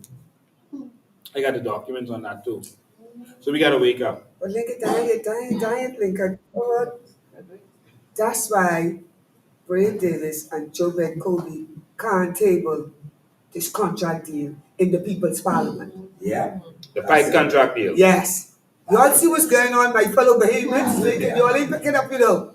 They cannot table that deal in the People's House. Huh? Why, Lincoln? What is in that deal that is a disadvantage to the Bahamian people? That means they're making all the money and they put the Bahamian people at a disadvantage. No matter how you look at it, pipe them getting paid. They can give us the worst service in the world. They getting paid. While the Bahamian people, the poor, the downtrodden, and the voiceless can be suffering, they still getting their back. Cancel out that deal, man. We want that deal canceled forthwith. If we can't get the good service, cancel out the deal. Huh? You pay them for good service, Lincoln. Yes. Look at those people in the loop truck. Huh? All over this country. Thank you. But the loop truck's bad. The man say he even can't have sex with his wife because they're too hot. I said, what? The sex hot? No, he can't have. The woman don't want to have sex, Lincoln, in the hot house. He said he had to wait until the light turned on, then he touched her. She said it's like that all. It is. And then he said, we need to have him do something. They got full shower. Yes. Shower in the water, pick it up. Some of them get their water hooked up to their electricity, water. Lincoln, they get a bucket of these and go into all of them. Hatchet Bay, Tappan Bay, Rainbow Bay, James System, Governor's Harbor, Savannah's Town. Huh? All of the rocks on the Lincoln, look at this. Wow. I went down there to these people. Gregory Town. Yeah, after a certain hour, they're Lincoln, they said, gone. The man said, I just have to go. When I get off, I have to hurry run home. He said, he taking a shower. Come on. Water off. Soapy. Come on, soapy. He said, I got to go in the sea. I said, what? The woman said, Miss Jackson, I going through menopause. I got to go in my car to make sure I get some gas in my car. In the 21st century. In the 21st century. I said, what? But they saying they doing a good job. Yeah. They saying give them another time to finish. They gonna finish, kill us. No way, Lincoln. But you know something? No way. They just spoke about recently, and they said, have you noticed that there has been less load shedding? And I'm like, what? I mean, what are you talking about? Like, are you in luck? Are you in luck? People are suffering in darkness. That's because of so much people who current off because they can't pay. Oh my God! Thank you They very ain't much. Thank you very much. All right, we got to go to our next segment. Yes. Yeah. So you can close out. Well, Bahamians, you know something? It was a statement made, and I find it to be true. It says, being poor is very expensive. I want you to think about that. Being poor is very expensive because you are the people who the taxes are going to go on. You are the people who can't go in the hospital and get a hospital bed, who cannot get the medicines that they need. You're going to the clinics and the clinics are filled with other people from foreign nationalities. You are the people who are going to feel the burden. Being poor is very expensive. However, in the New Bahamas, you're not going to be poor. No, You're not going to be dealing with that. Because change is here and change is now under this president. Yes. Mr. Lincoln Michael Lee. You're not going to have, the Bible says the poor will always be with you, but you will choose to be that person because you will have the opportunity to have things to your fingertips. You will have the opportunity to have your light. These things are things that you should have already had. Light and water are stuff that you're supposed to already have. We shouldn't even be having this conversation in 2025. However, we're saying to you, Bahamian people, let's do this. Tell somebody who will tell somebody else. If tomorrow he is not arrested, we know it's true. that's right. We know it's true, so tomorrow I can hold my breath. For what? To see if they can pick you up tonight. Because listen, there's no way he can say these things if they're incorrect and he's not arrested. They put you out there for libel and all these things because they put anybody for libel because anything is tattered or it's tarnishing their character or whatever it is. But why haven't they? He is called so many names. So many names. Why haven't they? Why hasn't one person come forth and said, you are a liar? It's not true, and I'm going to put you in court for this. Because they can't. The evidence is read Bahamas. Read. They said if you want to hide something, put it in a book. But we have the documents here. Go back and look over the pay over and over again for the same bill. You have to pay the surcharge. NIB is paying all of these things. Your benefits are going up. Why? Your payments are going up. Why? Because they're taking this money and they're doing whatever they want to do with it. It's time for you to speak. Speak with your vote. That's right. Speak when you go out there to the polls. Speak to your neighbors. Speak to your friends. Tell someone you can't do it alone. we need your help. We need your help. Each one reach one. We're gonna save this country, and it starts today. We thank you for being here with us. We thank you, Maria. We thank you, Mr. Lincoln Bain. And we're gonna take a little break because we have another section. Stay with us. But because of all the technical difficulties, we gotta take a break. We gotta go straight into it. So we have to switch out. Yeah. So we switch out and switch in. Switching out and switching So in. y'all can see this. Listen, this is what happens. Sometimes you have technical difficulties because you gotta give that information, and they don't want you to get the information. Why you think we having these issues? Come on, let's think Bahamas. This is real and it's in your face. Let's do something about it. So our next segment, we're gonna have the young people, the next generation come in, and they're going to speak to Mr. Bain. They're gonna ask him whatever questions they want to. This is unscripted. He doesn't have any questions or answers or anything written up. There's nothing. He just has the phone in his hand. And they're gonna come and they're gonna articulate whatever it is that they feel they need to say to Mr. Bain. And we're going to listen and we're going to encourage them. Thank you for staying with us so far and continue to stay with us as they come. Young people, we want you to come in because they are the youth, they are the next generation, and they are going to take us and lead us through as well. So we thank you for being here and we encourage them today. Yeah, bring one. All right, thank you so much. See you guys. Y'all give your host Aisha a round of applause.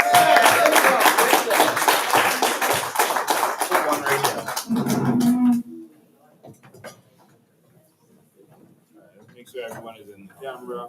All right, looking good. Are we planning to say? Yeah. Looking good. Yeah. All right, perfect. Ladies and gentlemen, a new show is starting up this week. I think it's this week Thursday, am I right? Yes. This week Thursday, a new live show is starting up. Boy, live is easy. But a new live show is starting up with the young people. CYA Live. CYA does not mean carry. CYA is Coalition Youth Alliance. All right? And so we really want the PLP and FNM to carry there. But it's the Coalition Youth Alliance. You gotta be careful because I will say it. Say it on your show, not on your show. It's a good Christian Sunday show.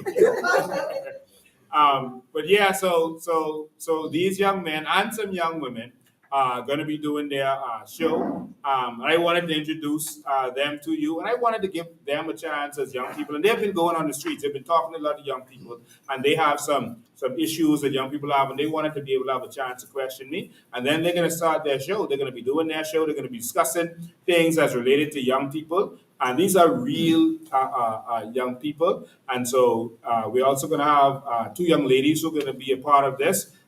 One young lady is a Bahamian of Haitian descent, and they always have heated debates. Yes. And another young lady is also going to be on the show. And then these three gentlemen and another gentleman. And so that show is going to be a very hot show with some nice hot topics. Whatever is going on in this country, they're going to be talking about from the youth perspective.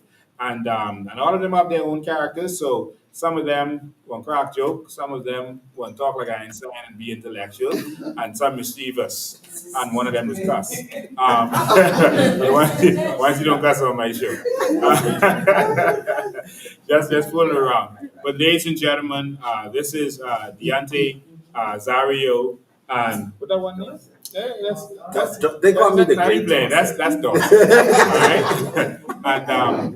And again, when their show starts, they're going to be joined by some very intelligent young ladies also. And so I'm looking forward to that. And so we just wanted to start this up. So, gentlemen, I turn this show over to you. This ain't my show no more. This is your show. So y'all take it away. Well, let me start first. That's only the one who's cussed. Yeah. He just up and start. So I want everybody out there, I have a tendency is if I talk fast, I'm spitting some stuff. I have to understand that it's Sunday. But my name is Deontay Powell, and we are the Joshua Nation. And we have a lot to talk about today. But I'm going to start off by Mr. Bain. We have a lot of people out there who basically want to know who is Mr. Bain. On the 2030, the Vision 2030, there's a lot of Bahamians out there who's not book smart and all these other stuff. It's a lot to read. but they want to know who is Mr. Bain. They want to know more about you. Just tell them in your own words exactly who is Mr. Bain. Well, there's no way in one hour show I could sit down and tell you all about me. I've lived 10 lifetimes in one life. God has been very good to me. And he's used me because he's trust me to be obedient to whatever he says. Empowered me. I don't know where you would want me to start, but I've I want you to start from, do you have any kids? Let's start with that because it's a reason why you fighting for something. So let's start with that. Yes, I'm not like Fred Mitchell.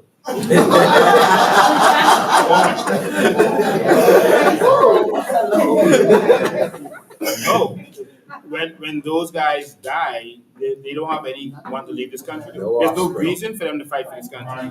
There's no reason because once they go, that's it. I have two children to leave this country to. I have a son who has autism. He's high on the spectrum, and so it's a real challenge caring for him. But I care for him. All right. I take care of him, so I'm not an absentee father. He is taken care of. He lives with me, and it's a real challenge, and that's why I have a, s- I have a serious care and concern for the disabled in this country, and we are going to put some things in place to make sure that parents in that situation can have a life, and they can have the support that they need. And so he is my world. I love him.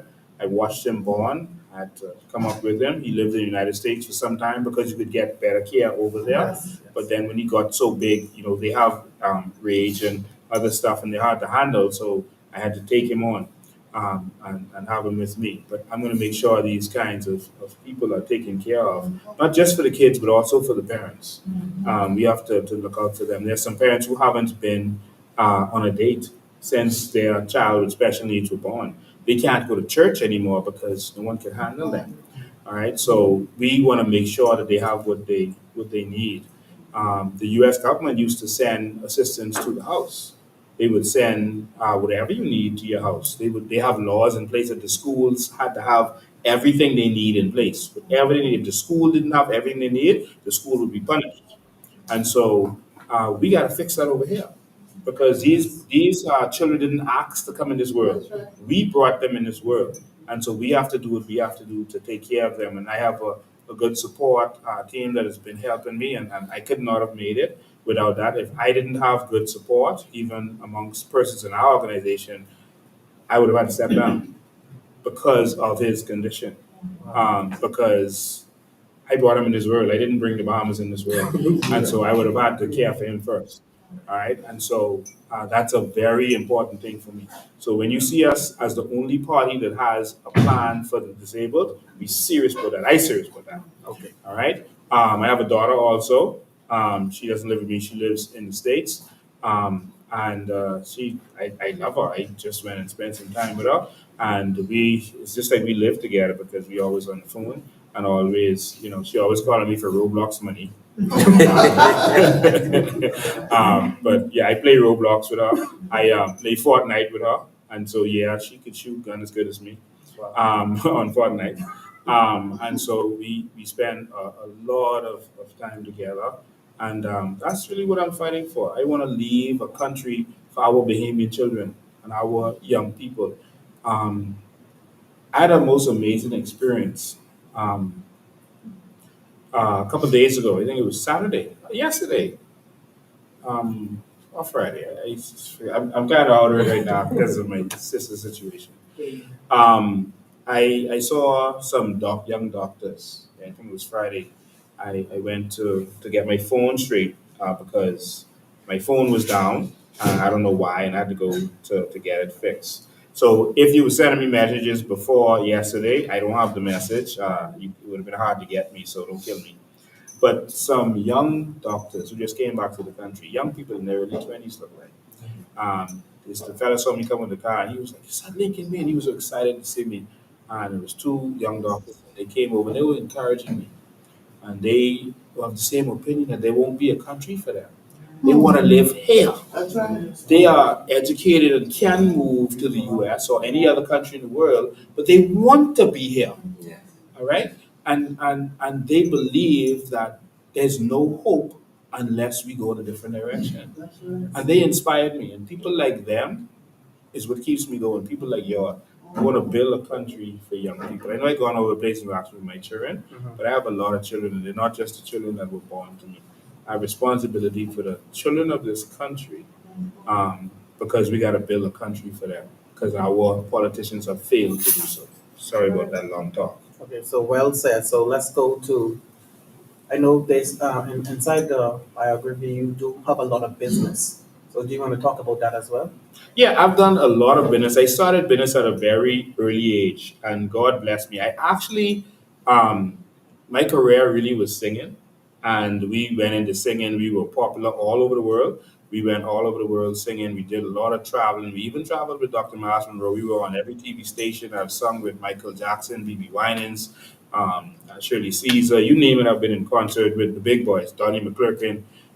So we had very, very good career. We were recognized all around the world. We were on the A rotation in the US and Europe, etc. Um, and and in order for me to continue, we had to find a way to get income. Because when you first start singing, you're not making big money yet. And so I went into business. I needed business. I went into business so I could have something to keep me going, so I could do what I really love, which was singing, which I still love. And so that's why I went into business, and I started out with I think the first business was a skating ring situation out there on Prince Charles. It was a very good business. We did go karts on the outside, and it was very successful. We were in profit in the first weekend, and that was an amazing experience. But we were doing it at a school, and so eventually they didn't want it anymore.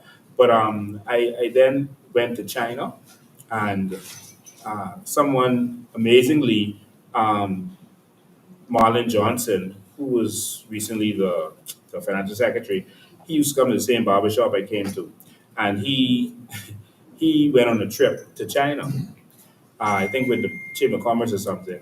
And he came back in the barbershop telling us how cheap everything was. Man, that's the land of opportunity. You gotta go, you gotta go, you all gotta see this. And we decided, all of us in the barbershop, we're gonna go, all the men, we're gonna go to China and we're gonna do this and that. And we decided to go. And we bought tickets and everything. And then we started seeing on the news SARS and bird flu and all the people walking around with masks on. And this before this last COVID thing. This was when that first came out, and that was scary. So everyone dropped out except me. So I grabbed two of my friends, came together, and we said, okay, let's go. But everyone dropped out, and so we went.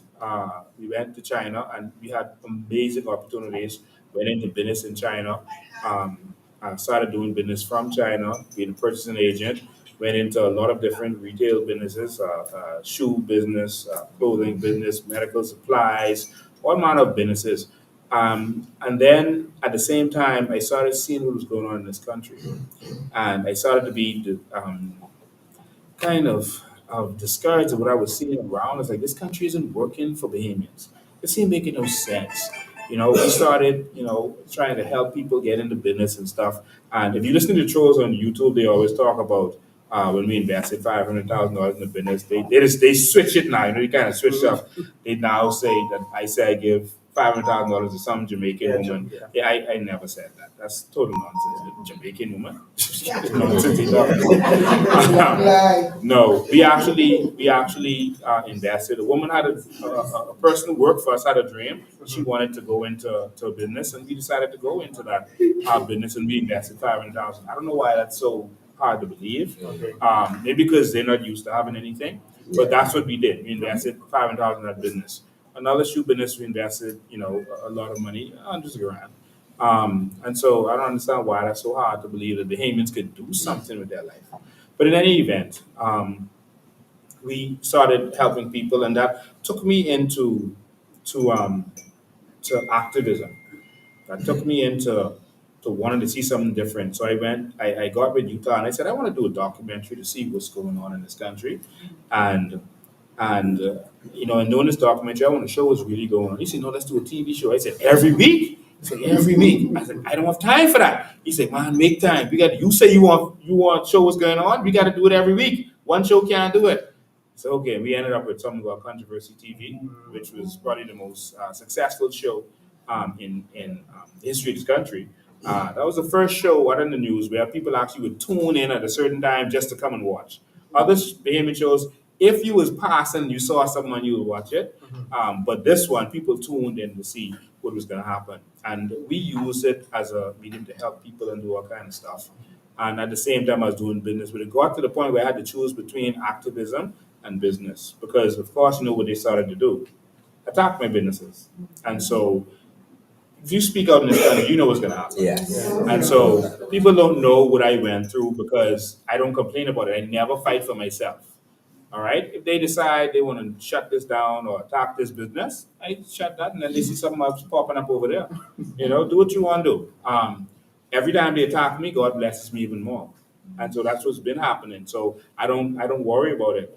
But if that's what I have to go through in order to help save someone who's going through something, then I do that. So when I was around about 30, I decided to retire. I didn't want to be in a business that they could attack anymore.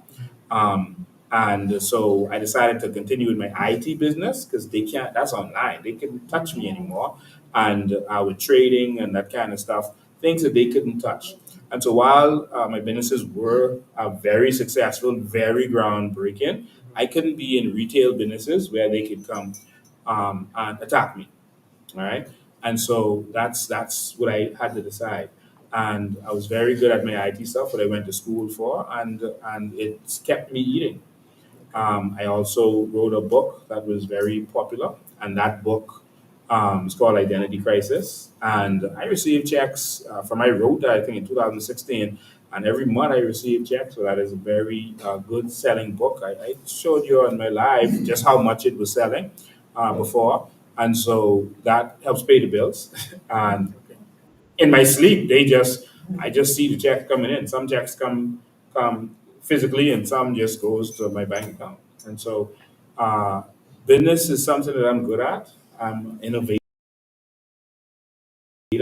and so that was a blessing. But that's not really what I speak around the world. And now it's about saving this country. So that's the Lincoln being that we don't get to talk about much. See these young people will pull it out, yeah. Okay, so ladies and gentlemen, let's get into what we really come here for. Let's ask them that. We are going to ask them the hard question. Are we going to start off with Dawson? Okay. Look at them been plotting on me. Yes, definitely. Okay, now. Definitely, yes. Mr. Bain. So, Mr. Lincoln Michael Bain, we have had asked over 100 young youths some questions pertaining to current news and from since 52 years ago. Some of them weren't born yet, but from what they have able to go online and research. Mhm. We have had numerous of questions that we have compiled together, but we're going to first and foremost, the first question they want to talk about is accountability. Mhm. Okay, so the question is, how will you ensure the coalition of independent members themselves remain accountable? For example, will the party introduce an internal ethics committee, financial audits, and disciplinary measures for corruption within the ranks?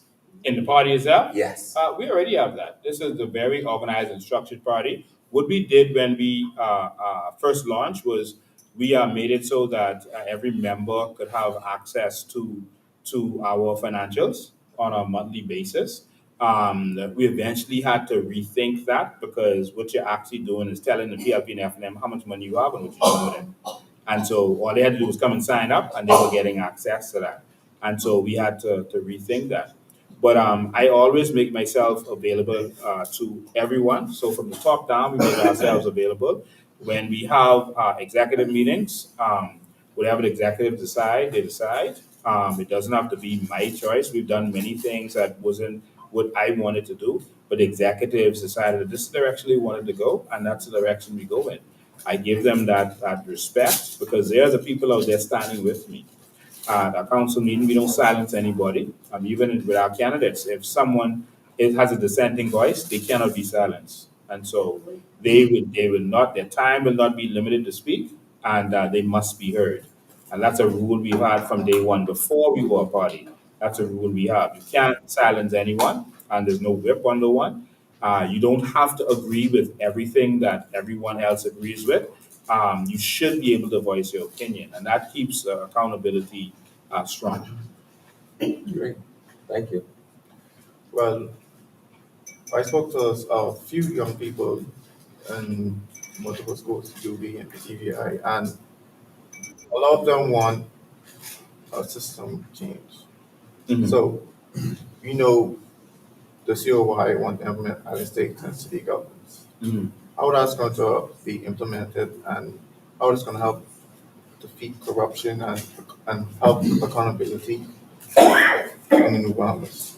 Well, island states and city government does what what Jethro told to Moses. You got to put the tens over the hundreds over the thousands over the millions, so that you could be organized. Right now, our country doesn't work because a few people in the cabinet, probably 16, 17 people, are determining what happens all over the country. They're not going to remember they need to fix that speed bump in Moores Island. Yeah, they're not going to remember everything in every corner of this country that needs to get done. And that's why so much is neglected. And then they're only doing what they can make money from, which is the biggest problem. And so when you put island states and city government, a small group of people is responsible for what affects them. And so you turn the islands into states. And remember, it's going to be based on the economy, all right? Not just population, but based on the economy. So, like some smaller economies and smaller states won't be able to be a state on its own. So, like you'll have Crooked Island, Acklands, they can't be a state on their own. You may have to do just like we do an election and join them together, you see, to make one bigger state, even though they're sparse, because that's the economy. And then we're going to do some things to send things to the economy to build it up. All right, we're going to put some things in place to cause people to need to go back home and build up those particular states. All right, and so now what happens is the money that you make in your state stays in your state. The money they make in Andros stays in Andros. The money they make in Freeport stays in Freeport. Listen, look at Grand Bahama. West End, East End, look at it, man. Yeah. That's failure. Yes. Go to all of our family islands. Look at it, man. That's failure. Yes. For hours, you just driving past bush. Yes. Agreed. God likes structure. Yes. He likes a garden. Yes. He doesn't like bush. He wants you to do something with it. All right? We need to develop this nation. That's right. You have to do something with it. He made a statement in the Bible. He said he didn't develop, Canaanites. He said he put other people in Canaan, the promised land, to keep it until his people came there, so that it wouldn't be overrun with animals and weeds and et cetera, et cetera. It says he didn't do the garden because he didn't have a man to till it and keep it organized. And so we need to country. It's backwards. Every family island you go to is neglected. And so island states and city government is going to turn country. And the power of America is that it is 50 countries in one. We are going to be 700 countries in one eventually. But we have to start going in that direction. And so when you have a smaller area with people with responsibility, now you can get accounting. You know exactly what's going on in a harbor island. You know exactly what's going on, the people that are responsible, and we know they can fix the road because they got to drive on that road. We know they can make sure the school finish on time because their children got to go to that school. You know their electricity will be fixed because they need it. Amen. Makes sense. But sitting down begging politicians to do what's right with your money, all they do is squandering the money. Now, if we want to continue to do that, then let them continue to squander the money. They live their best life while we sitting down hot and mosquito burning. We got to go sleep in the car in the AC. Like they say, you can sweat. Yeah. So, Tonight. if the COI government is elected, there's so much things in the Vision 2030 plan. What is the implementation timeline? There's no implementation timeline for any one thing. Every part of that, that is the first real plan that has been presented by any party in this country. That's not bullet points. Those are actual documents and actual timelines, etc. And the ones who don't have timeline, there's a reason we're waiting for persons to contribute, and then we're gonna put the final thing there. But they are real plans to show you how we're gonna get certain things done. All right. And so before election, we're going to release business plans. So when we say we're going to do a solar power plant, we're going to present a business plan to show you how this solar power plant is going to be done, along with a timeline. And if you look at our electricity, our plan for energy, you can see timelines on there when we're going to do certain things. And so whatever we say we're going to do in that, I already did a sneak peek of Republic, how we're going to go Republic and what the timeline is.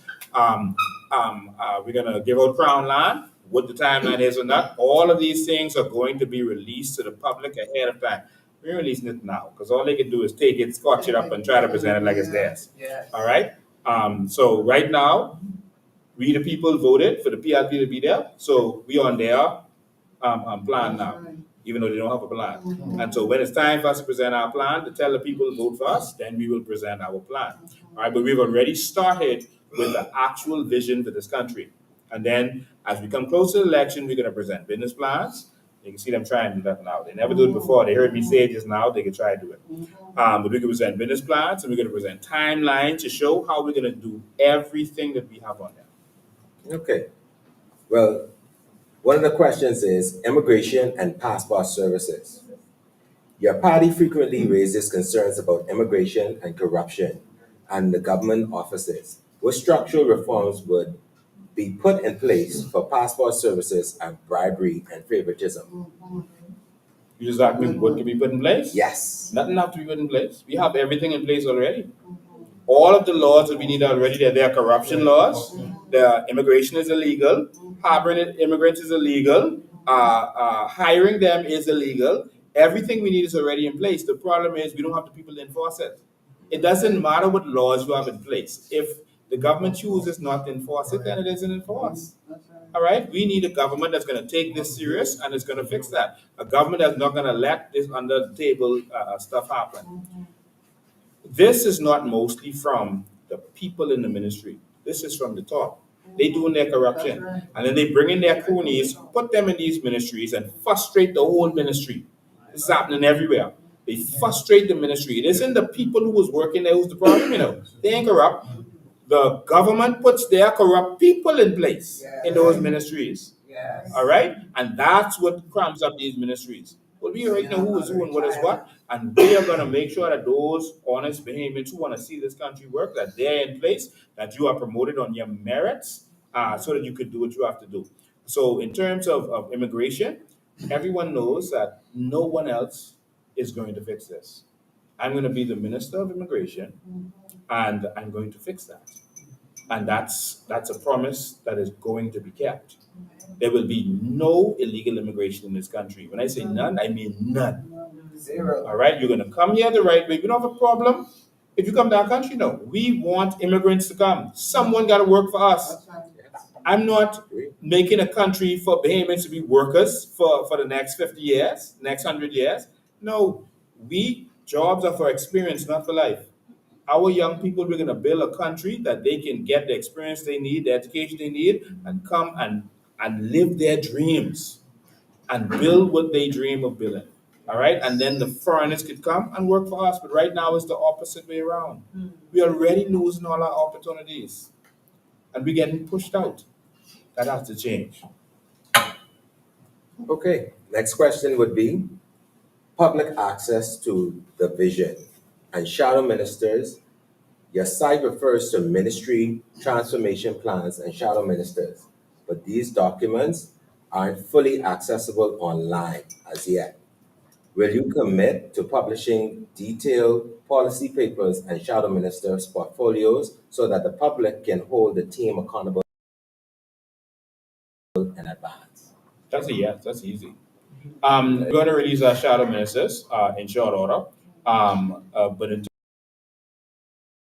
terms of our plan, remember, we started out our campaign with rallies. We didn't come and say, shake up to the DJs, we bring in all the best DJs. You know, we didn't say come dance. And we started it with a vision. We said, we had some good cushy chairs. We say, sit down and listen.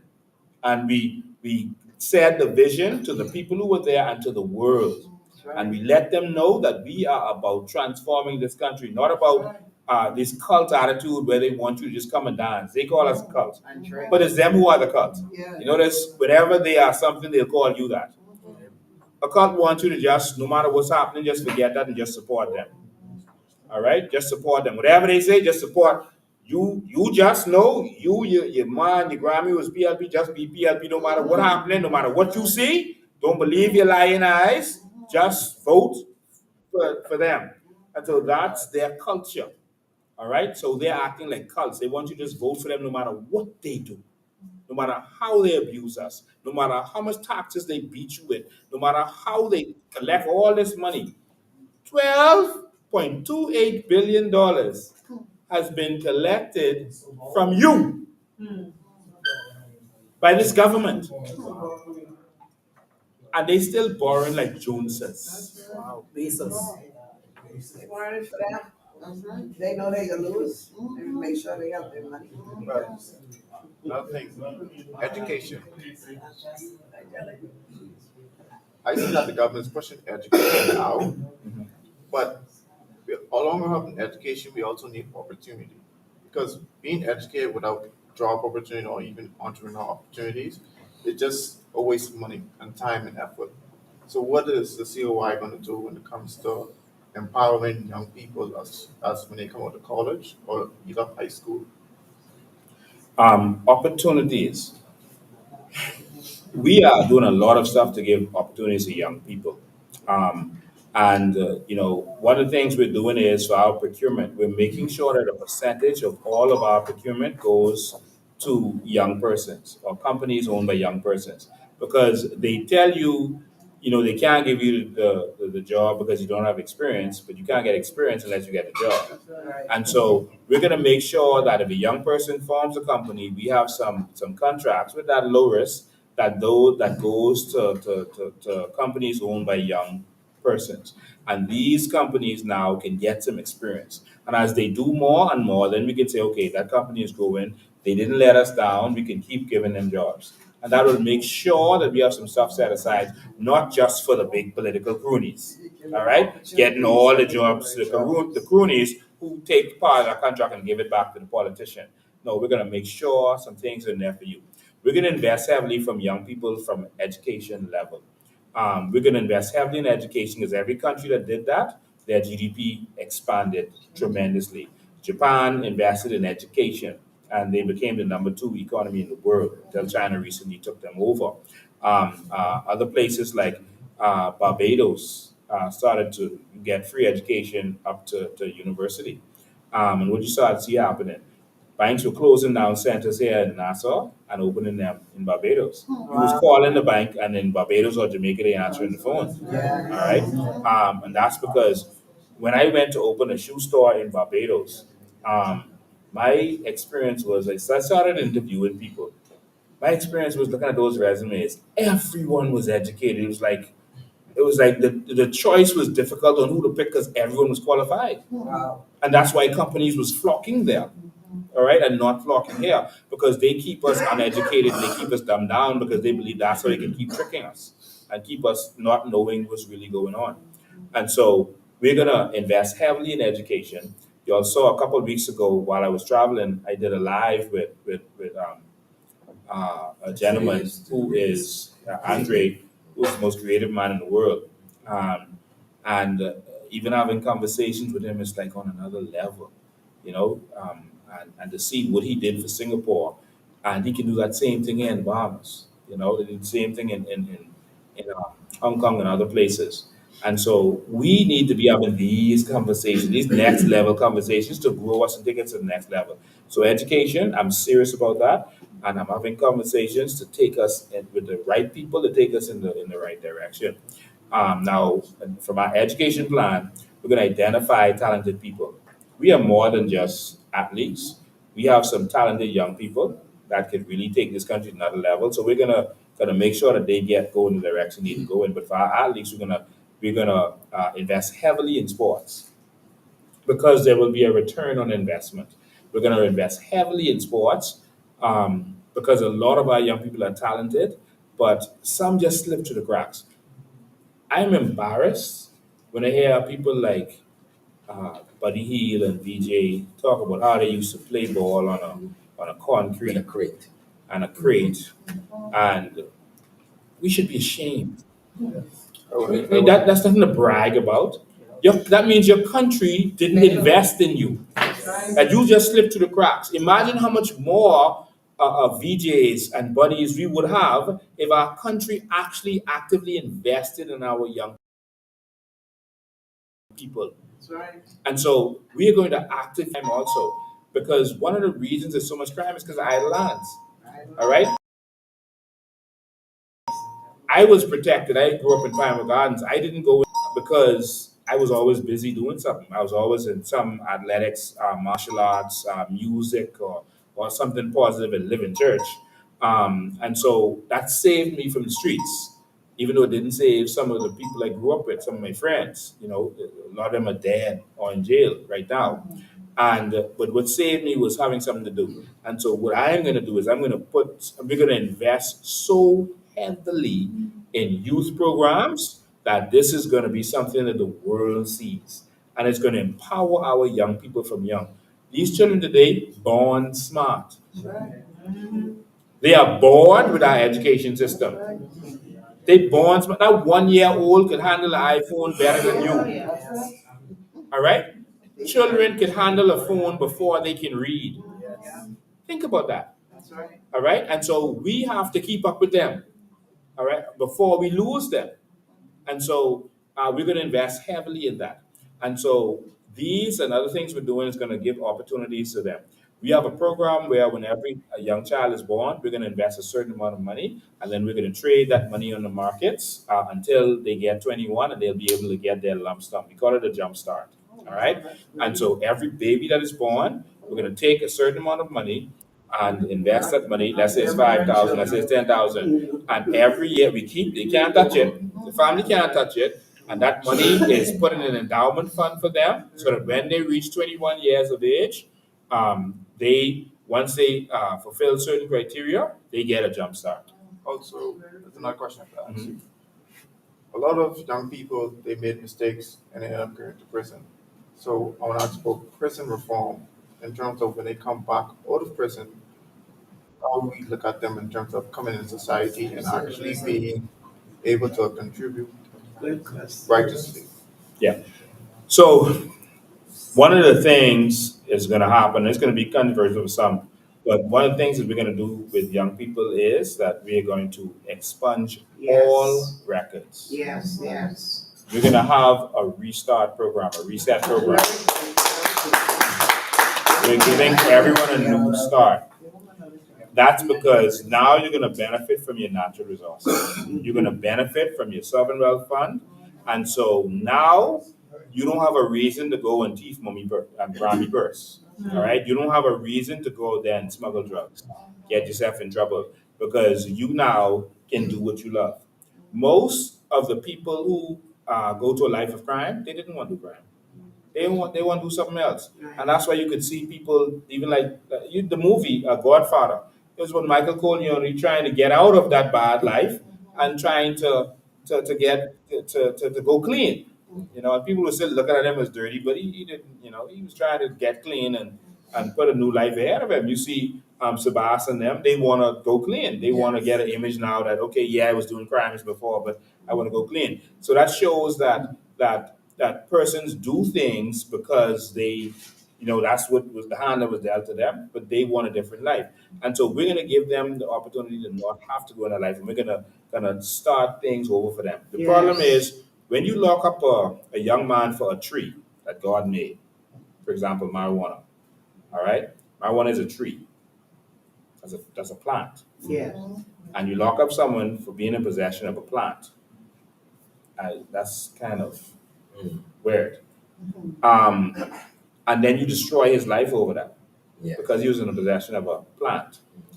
And now he can't go to the US to buy cheap clothes. He can't get a job. He can't do anything. So what do you leave for him to do? That's All right. right. So he has to go back to the only thing that he knows. You could tell him go learn a trade, but maybe that ain't him. All right. And so he's going to go back to what he's going to pick up a gun. And then you're replacing him with the little opportunities that he do have with illegal immigrants. And you are bringing the legal immigrants in, like you saw the video we played in the beginning, the young man saying he want to work. He want to do carpentry job, but the Asians have all the job. And so when you bring in another person, you're taking away all of his opportunities. So we're going to give him a clean slate. We're going to make sure that he can do what he needs to do. Awesome. The reason we want to give money to to our people is not to win an election and it's not to give handouts. All right? Handouts is what these politicians do in the park every year, but they keep you poor in order to do it. That's not what we want. One, we giving you what's yours. All right? And two, everyone has a dream built up inside them. You have a dream and you have a gift, but you can't fulfill that gift because you don't have the capital to do so. All right? And I'm glad for this intelligent conversation today from these young people. I thought y'all had been talking with cussing out Fred Mitchell or something. But everyone has a gift, but the problem is we don't have the money to get it done. But if you and your siblings and the people in your house could put their sovereign wealth fund money together, and they could start that business. There's always someone in there who could cook so good you wish they had a restaurant. Or someone who this child know computer so good they need to open a business, man. And if you could invest in that one, if everyone could invest in that one, it'd have been so good. I was talking to the most creative man in the world. Um, the businessman owned that house, right? And he says, how they do it. They have a very smart young man in their family, and he wants to do an investment. They come and put the money together, and they give it to him. All right. And some of them ain't smart, but they just give him the money, and then he makes a return on the investment. He told me about an investment where they invested $1 million, and then they got 6 million. You know, and so that was one of the young people in the family, and that's what they do. All right. And when he comes up with something else, he says, okay, yeah, hold on that money. Imagine if we could do the same thing. If we could pool ourselves together and do some things. All right. Oh, for that, yeah. Right here. And so that's the reason we want to do it. Somebody gotta come get this. And that's the reason we want to do it. Sorry, we're shuffling around here trying to get these charges going. Sorry about that. Yeah, so that's what it is. So the next question would come from Freedom of Information Act. The website emphasized the Freedom of Information Act as a tool for transparency. What specific measures would you put in place to ensure Freedom of Information Act is fully enforced across all ministries, and how would you guarantee ordinary Bahamians, not just insiders, benefit from it? We are the Freedom of Information Act already. We are the ones giving out the information. That's a simple process. We are in the digital world. We're going to digitize all of our documents and make sure Bahamians have access to it. Even our procurement system, you're going to be able to see what's going on with our procurement, who this contract is going to. You're going to see when you apply for anything in government, just like when you send a FedEx, you're going to see where that document is along the way. You're going to see that now that document is in this department, they moved it over here to this department, and you can see when that's going to get back to you. This is the digital age. There's no reason they can't do it. All right, I've seen operations in the US where your document has a code on it, and when that document goes in the desk before that person, they scan that. And so now you know that document is in that desk, and you can see what's going on. This is stuff that can be done, man. But we busy voting for these politicians who trying to keep this stuff secret because they don't want nothing to work because they benefit when nothing works. Yes. And so we're gonna do things to fix this, and we're already having the conversations with the technical people to get these stuff done. This is not impossible. This is doable. We can have a country that works, for Christ's sake. Come on, man. Let's just have a country that works. All right. So in terms of our Freedom of Information Act, that is very easy to do. All right. documents will be generated, and the documents generated with a QR code, and now you know where that document is at any time. And anyone who accesses that document, we know who accesses that document last, if it's a physical document. But we're gonna move to using the blockchain, and all of our documents will be digital because everyone using a computer in the office now. They don't need to print a lot of this stuff. It's going to be on blockchain so that you can't even fake documents, etc. And so you know what's going on. The applications are going to be done online so you can actually see where it's moving along the way. And anything can be accessed because it's digital. So the Freedom of Information Act is easier than you think. That's very easy because everything is right there. Okay, excellent. And next question is a part of that. The whistleblower protection. Many corrupt scandals that come out lately through insiders, which the government introduced robust whistleblowers protection and safety reporting channels. How would you prevent retaliation against those who come forward with information? We already have that law in place right now. The Freedom of Information Act was actually passed, but the only part of it that was really enacted was the whistleblower part of it. I think that's section 42 of it. And so they already have those laws in place. A lot of people don't know that. And so all we need is enforcement. We just don't have the right government, man. Everything we need is already there. We just don't have the right people in place to enforce it. That's all. We have all the laws we need. But we don't need no extra laws. No. They have laws for turtle and shark and all. They have laws for dogs. They didn't have too much laws. We just don't have enforcement because we have corrupt governments who benefit from the corruption. All right? Oh, okay, so I like your responses, by the way.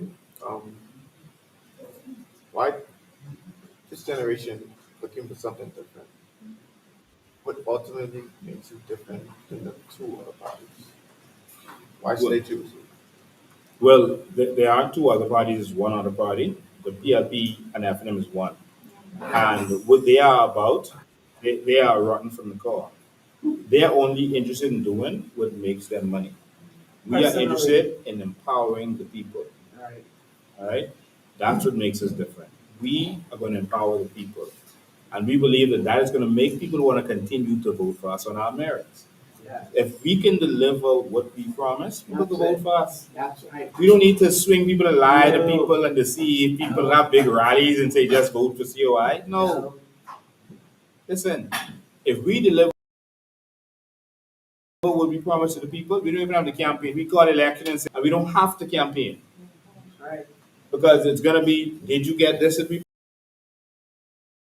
promised? Did you get that what we promised? Did you get that what we promised? At the start, vote for them. If you want even more, vote for us. Simple as that. Yeah, another question I have. If is the COI here to stay no matter what happens during the next general election? Yeah, I here to stay. I here to stay in this country. I ain't got nowhere to go. So where you going? Where you going? I got to fight. If we don't win this next general election, the fight is going to even be more intense because we're going to lose this country. If we don't win this, we're going to lose this country. That's right. All right? They are flooding this country with illegals right now. And they are putting these stuff out there to scare you to say, see, they ain't gonna vote for you if you don't pander to them. Oh, y'all attacking these people, they ain't gonna vote for you. Ain't attacking nobody. But that's the mindset. They're trying to already try to manipulate us. And it's Bahamians and the PLP especially who's doing that. Yes. They putting out their little video. See, the COI hate Asians, but they want their vote. No, we want our country. We want our country to run properly. We want you to come here the right way. It's simple as that. All right? And so I ain't got nowhere to go. This is my country. I don't want to be nowhere else. All right? I won't be able to come to my house and go park on the beach. They're taking that from us. You know, I won't be able to go visit some Kong Salad. All right? I ain't getting nowhere else. You want Bahamians make it. All right? I want Bahamians make it. That's right. I don't go to Hawaii for Kong Salad, by the way. All right, I don't. All right? I think it's disgraceful that we have allowed so many of our industries to be taken over by foreigners, and we're sitting down and watching it happen. And our men are not fighting for this country. We gotta fight, and our men need to stand up and stop being scared.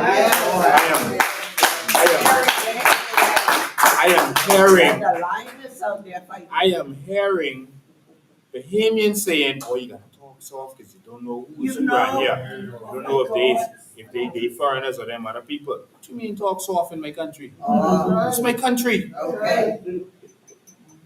All right, I can talk soft in their country. I ain't talking soft in my country. But when you see that start to happen, that's showing you what's about to happen, and we can sit right down and accept it if we don't fight. But I'm calling on our men to stand up. Stand up. Defend your country, defend your nation, defend your women, defend your children. Our politicians are selling us out. Yes. They're selling us out. And while Fred Mitchell, I'm trying to distract you with nonsense, they're allowing passports to be sold like candy in this country. That's right. You gotta fix this. Go ahead. Now with the most That Zuma boy quiet. yeah, but you know why he was quiet, because like you say, you could have tell the personalities. that's I waiting for our show for me to really say exactly what I want to say. I like that. Sunday. I like I that. can't spit out Yeah, I like that because me and you then had it out right now, right? So one of the questions I have personally, with the stroke of a pen, I hear you talking about with a stroke of a pen, we can make some things happen. Mm-hmm. Can you give me at least 3 things when you personally become the president of this Commonwealth of the Bahamas, with the new Bahamas, that you are going to do with a stroke of a pen? Well, we can do everything with a stroke of a pen, but yeah. But I think you mean immediately. Yes, effective. All right? Effective immediately. And he edited what you had to say by saying day one. All right. On day one, I'm going to make this clear to everyone on the sound of my voice watching this. We're going to make a declaration that every Bahamian is entitled to crown land. Amen.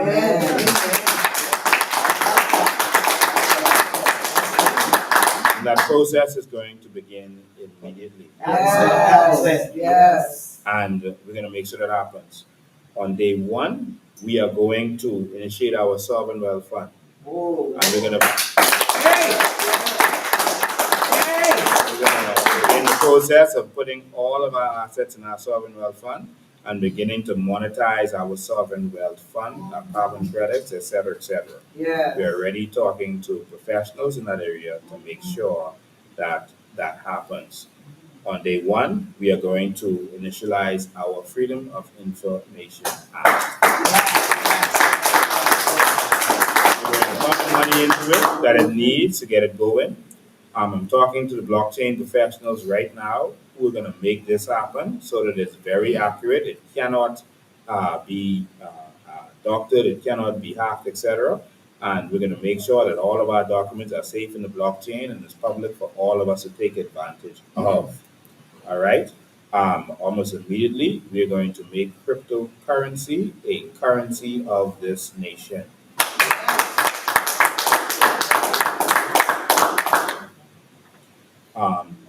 People say if you give Bahamians money from their sovereign wealth fund, it's going to cause inflation, it's going to affect your dollar, not if it's crypto. But I can leave that right there for now. All right, but you're going to be able to use crypto like they do in El Salvador to do everything. And Texas, because I think they own cryptocurrency for the country. But El Salvador is Bitcoin. Right, which is the foundation of everything. And so those are some immediate things. Now, if you go to Vision 2030, you can see a full list of immediate things we're going to do. And the one I didn't start to say, but I should say, and I didn't want to include it in there because this one is special and separate from all of that. And I didn't want to take it from my 3 wishes. Yes. All right, but number 4, we're going to take back everything they stole from us. Yeah.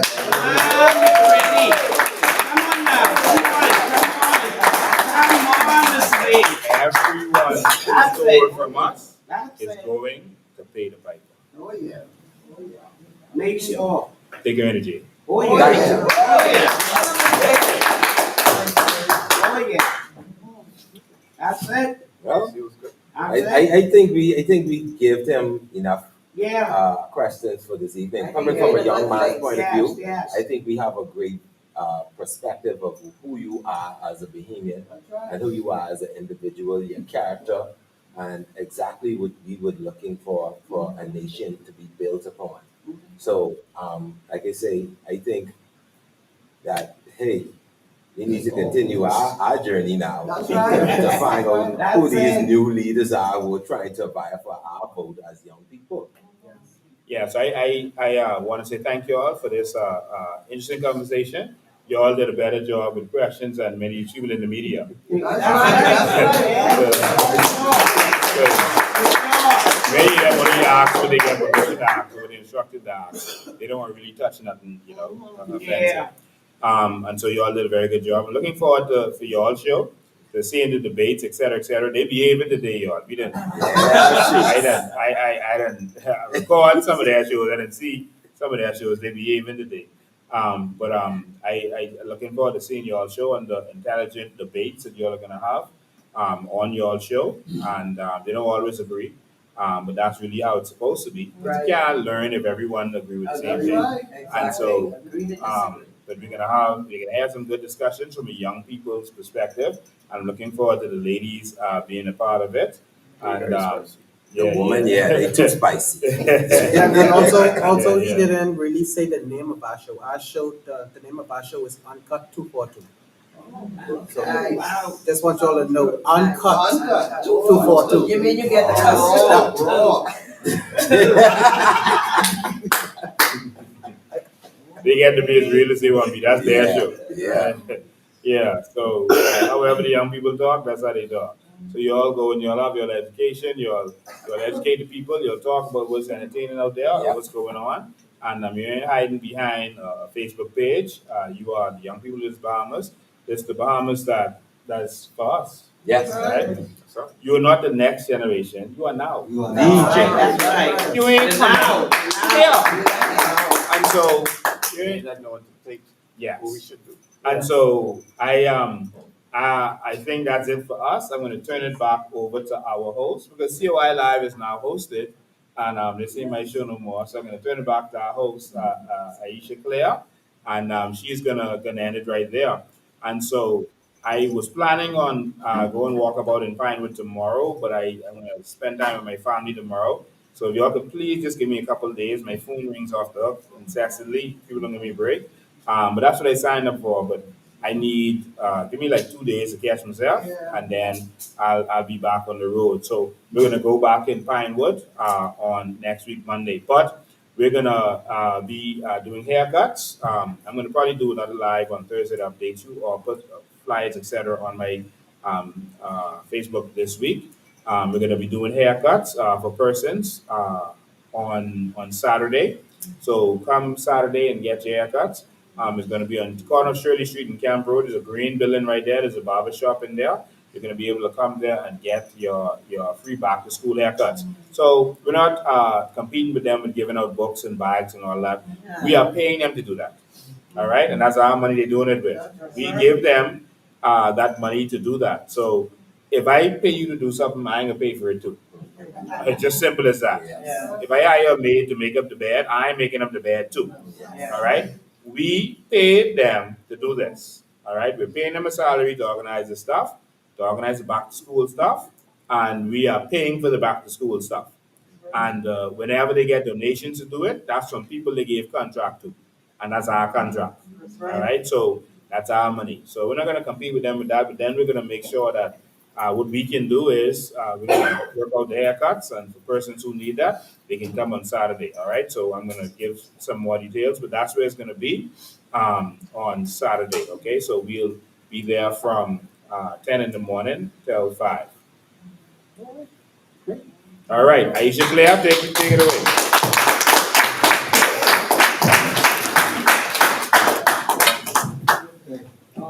Well, we thank you, everyone, even our live audience. Give yourselves a round of applause. Wasn't that a wonderful segment with the next generation, our youth 242 Uncut? Not the next. well, this is the generation and the next generation. They represent all of that. Our children, children's children, all of that they represent. Yeah. So we are thankful for them and their insight. We are thankful to Mr. Bain for his insight and his information, and also her information, and always standing out there for the Bahamian people. We thank you for allowing us into your homes. There's a song that I was a child. This land is my land. This land is your land. From Grand Bahama to Inawa, from the Berry Islands to Meguana. This land was made for you and me. Let's remember that this is our country. And if we don't fight for it, we don't deserve it. So we're excited about what is happening again. We send out our condolences to Mr. Bain on the passing of his sister, and we understand that he would be out for a couple of days. And listen, he deserves it. He deserves the time to breathe and to be with his family. Thank you, thank you, thank you for being with us. Thank you for allowing us into your homes. Thank you for being the great Bahamians that you are. Thank you for being here, and we're going to save this country. We're going to save this country today. You and I, we're going to do it. So guess what? Each one, reach one, evangelize, call somebody, share the live, share the information. We're here for you. We want you to do this along with us. Let's do this together, Bahamas. Thank you, thank you, thank you again. See you next time. God bless. God bless you. Awesome. Good stuff.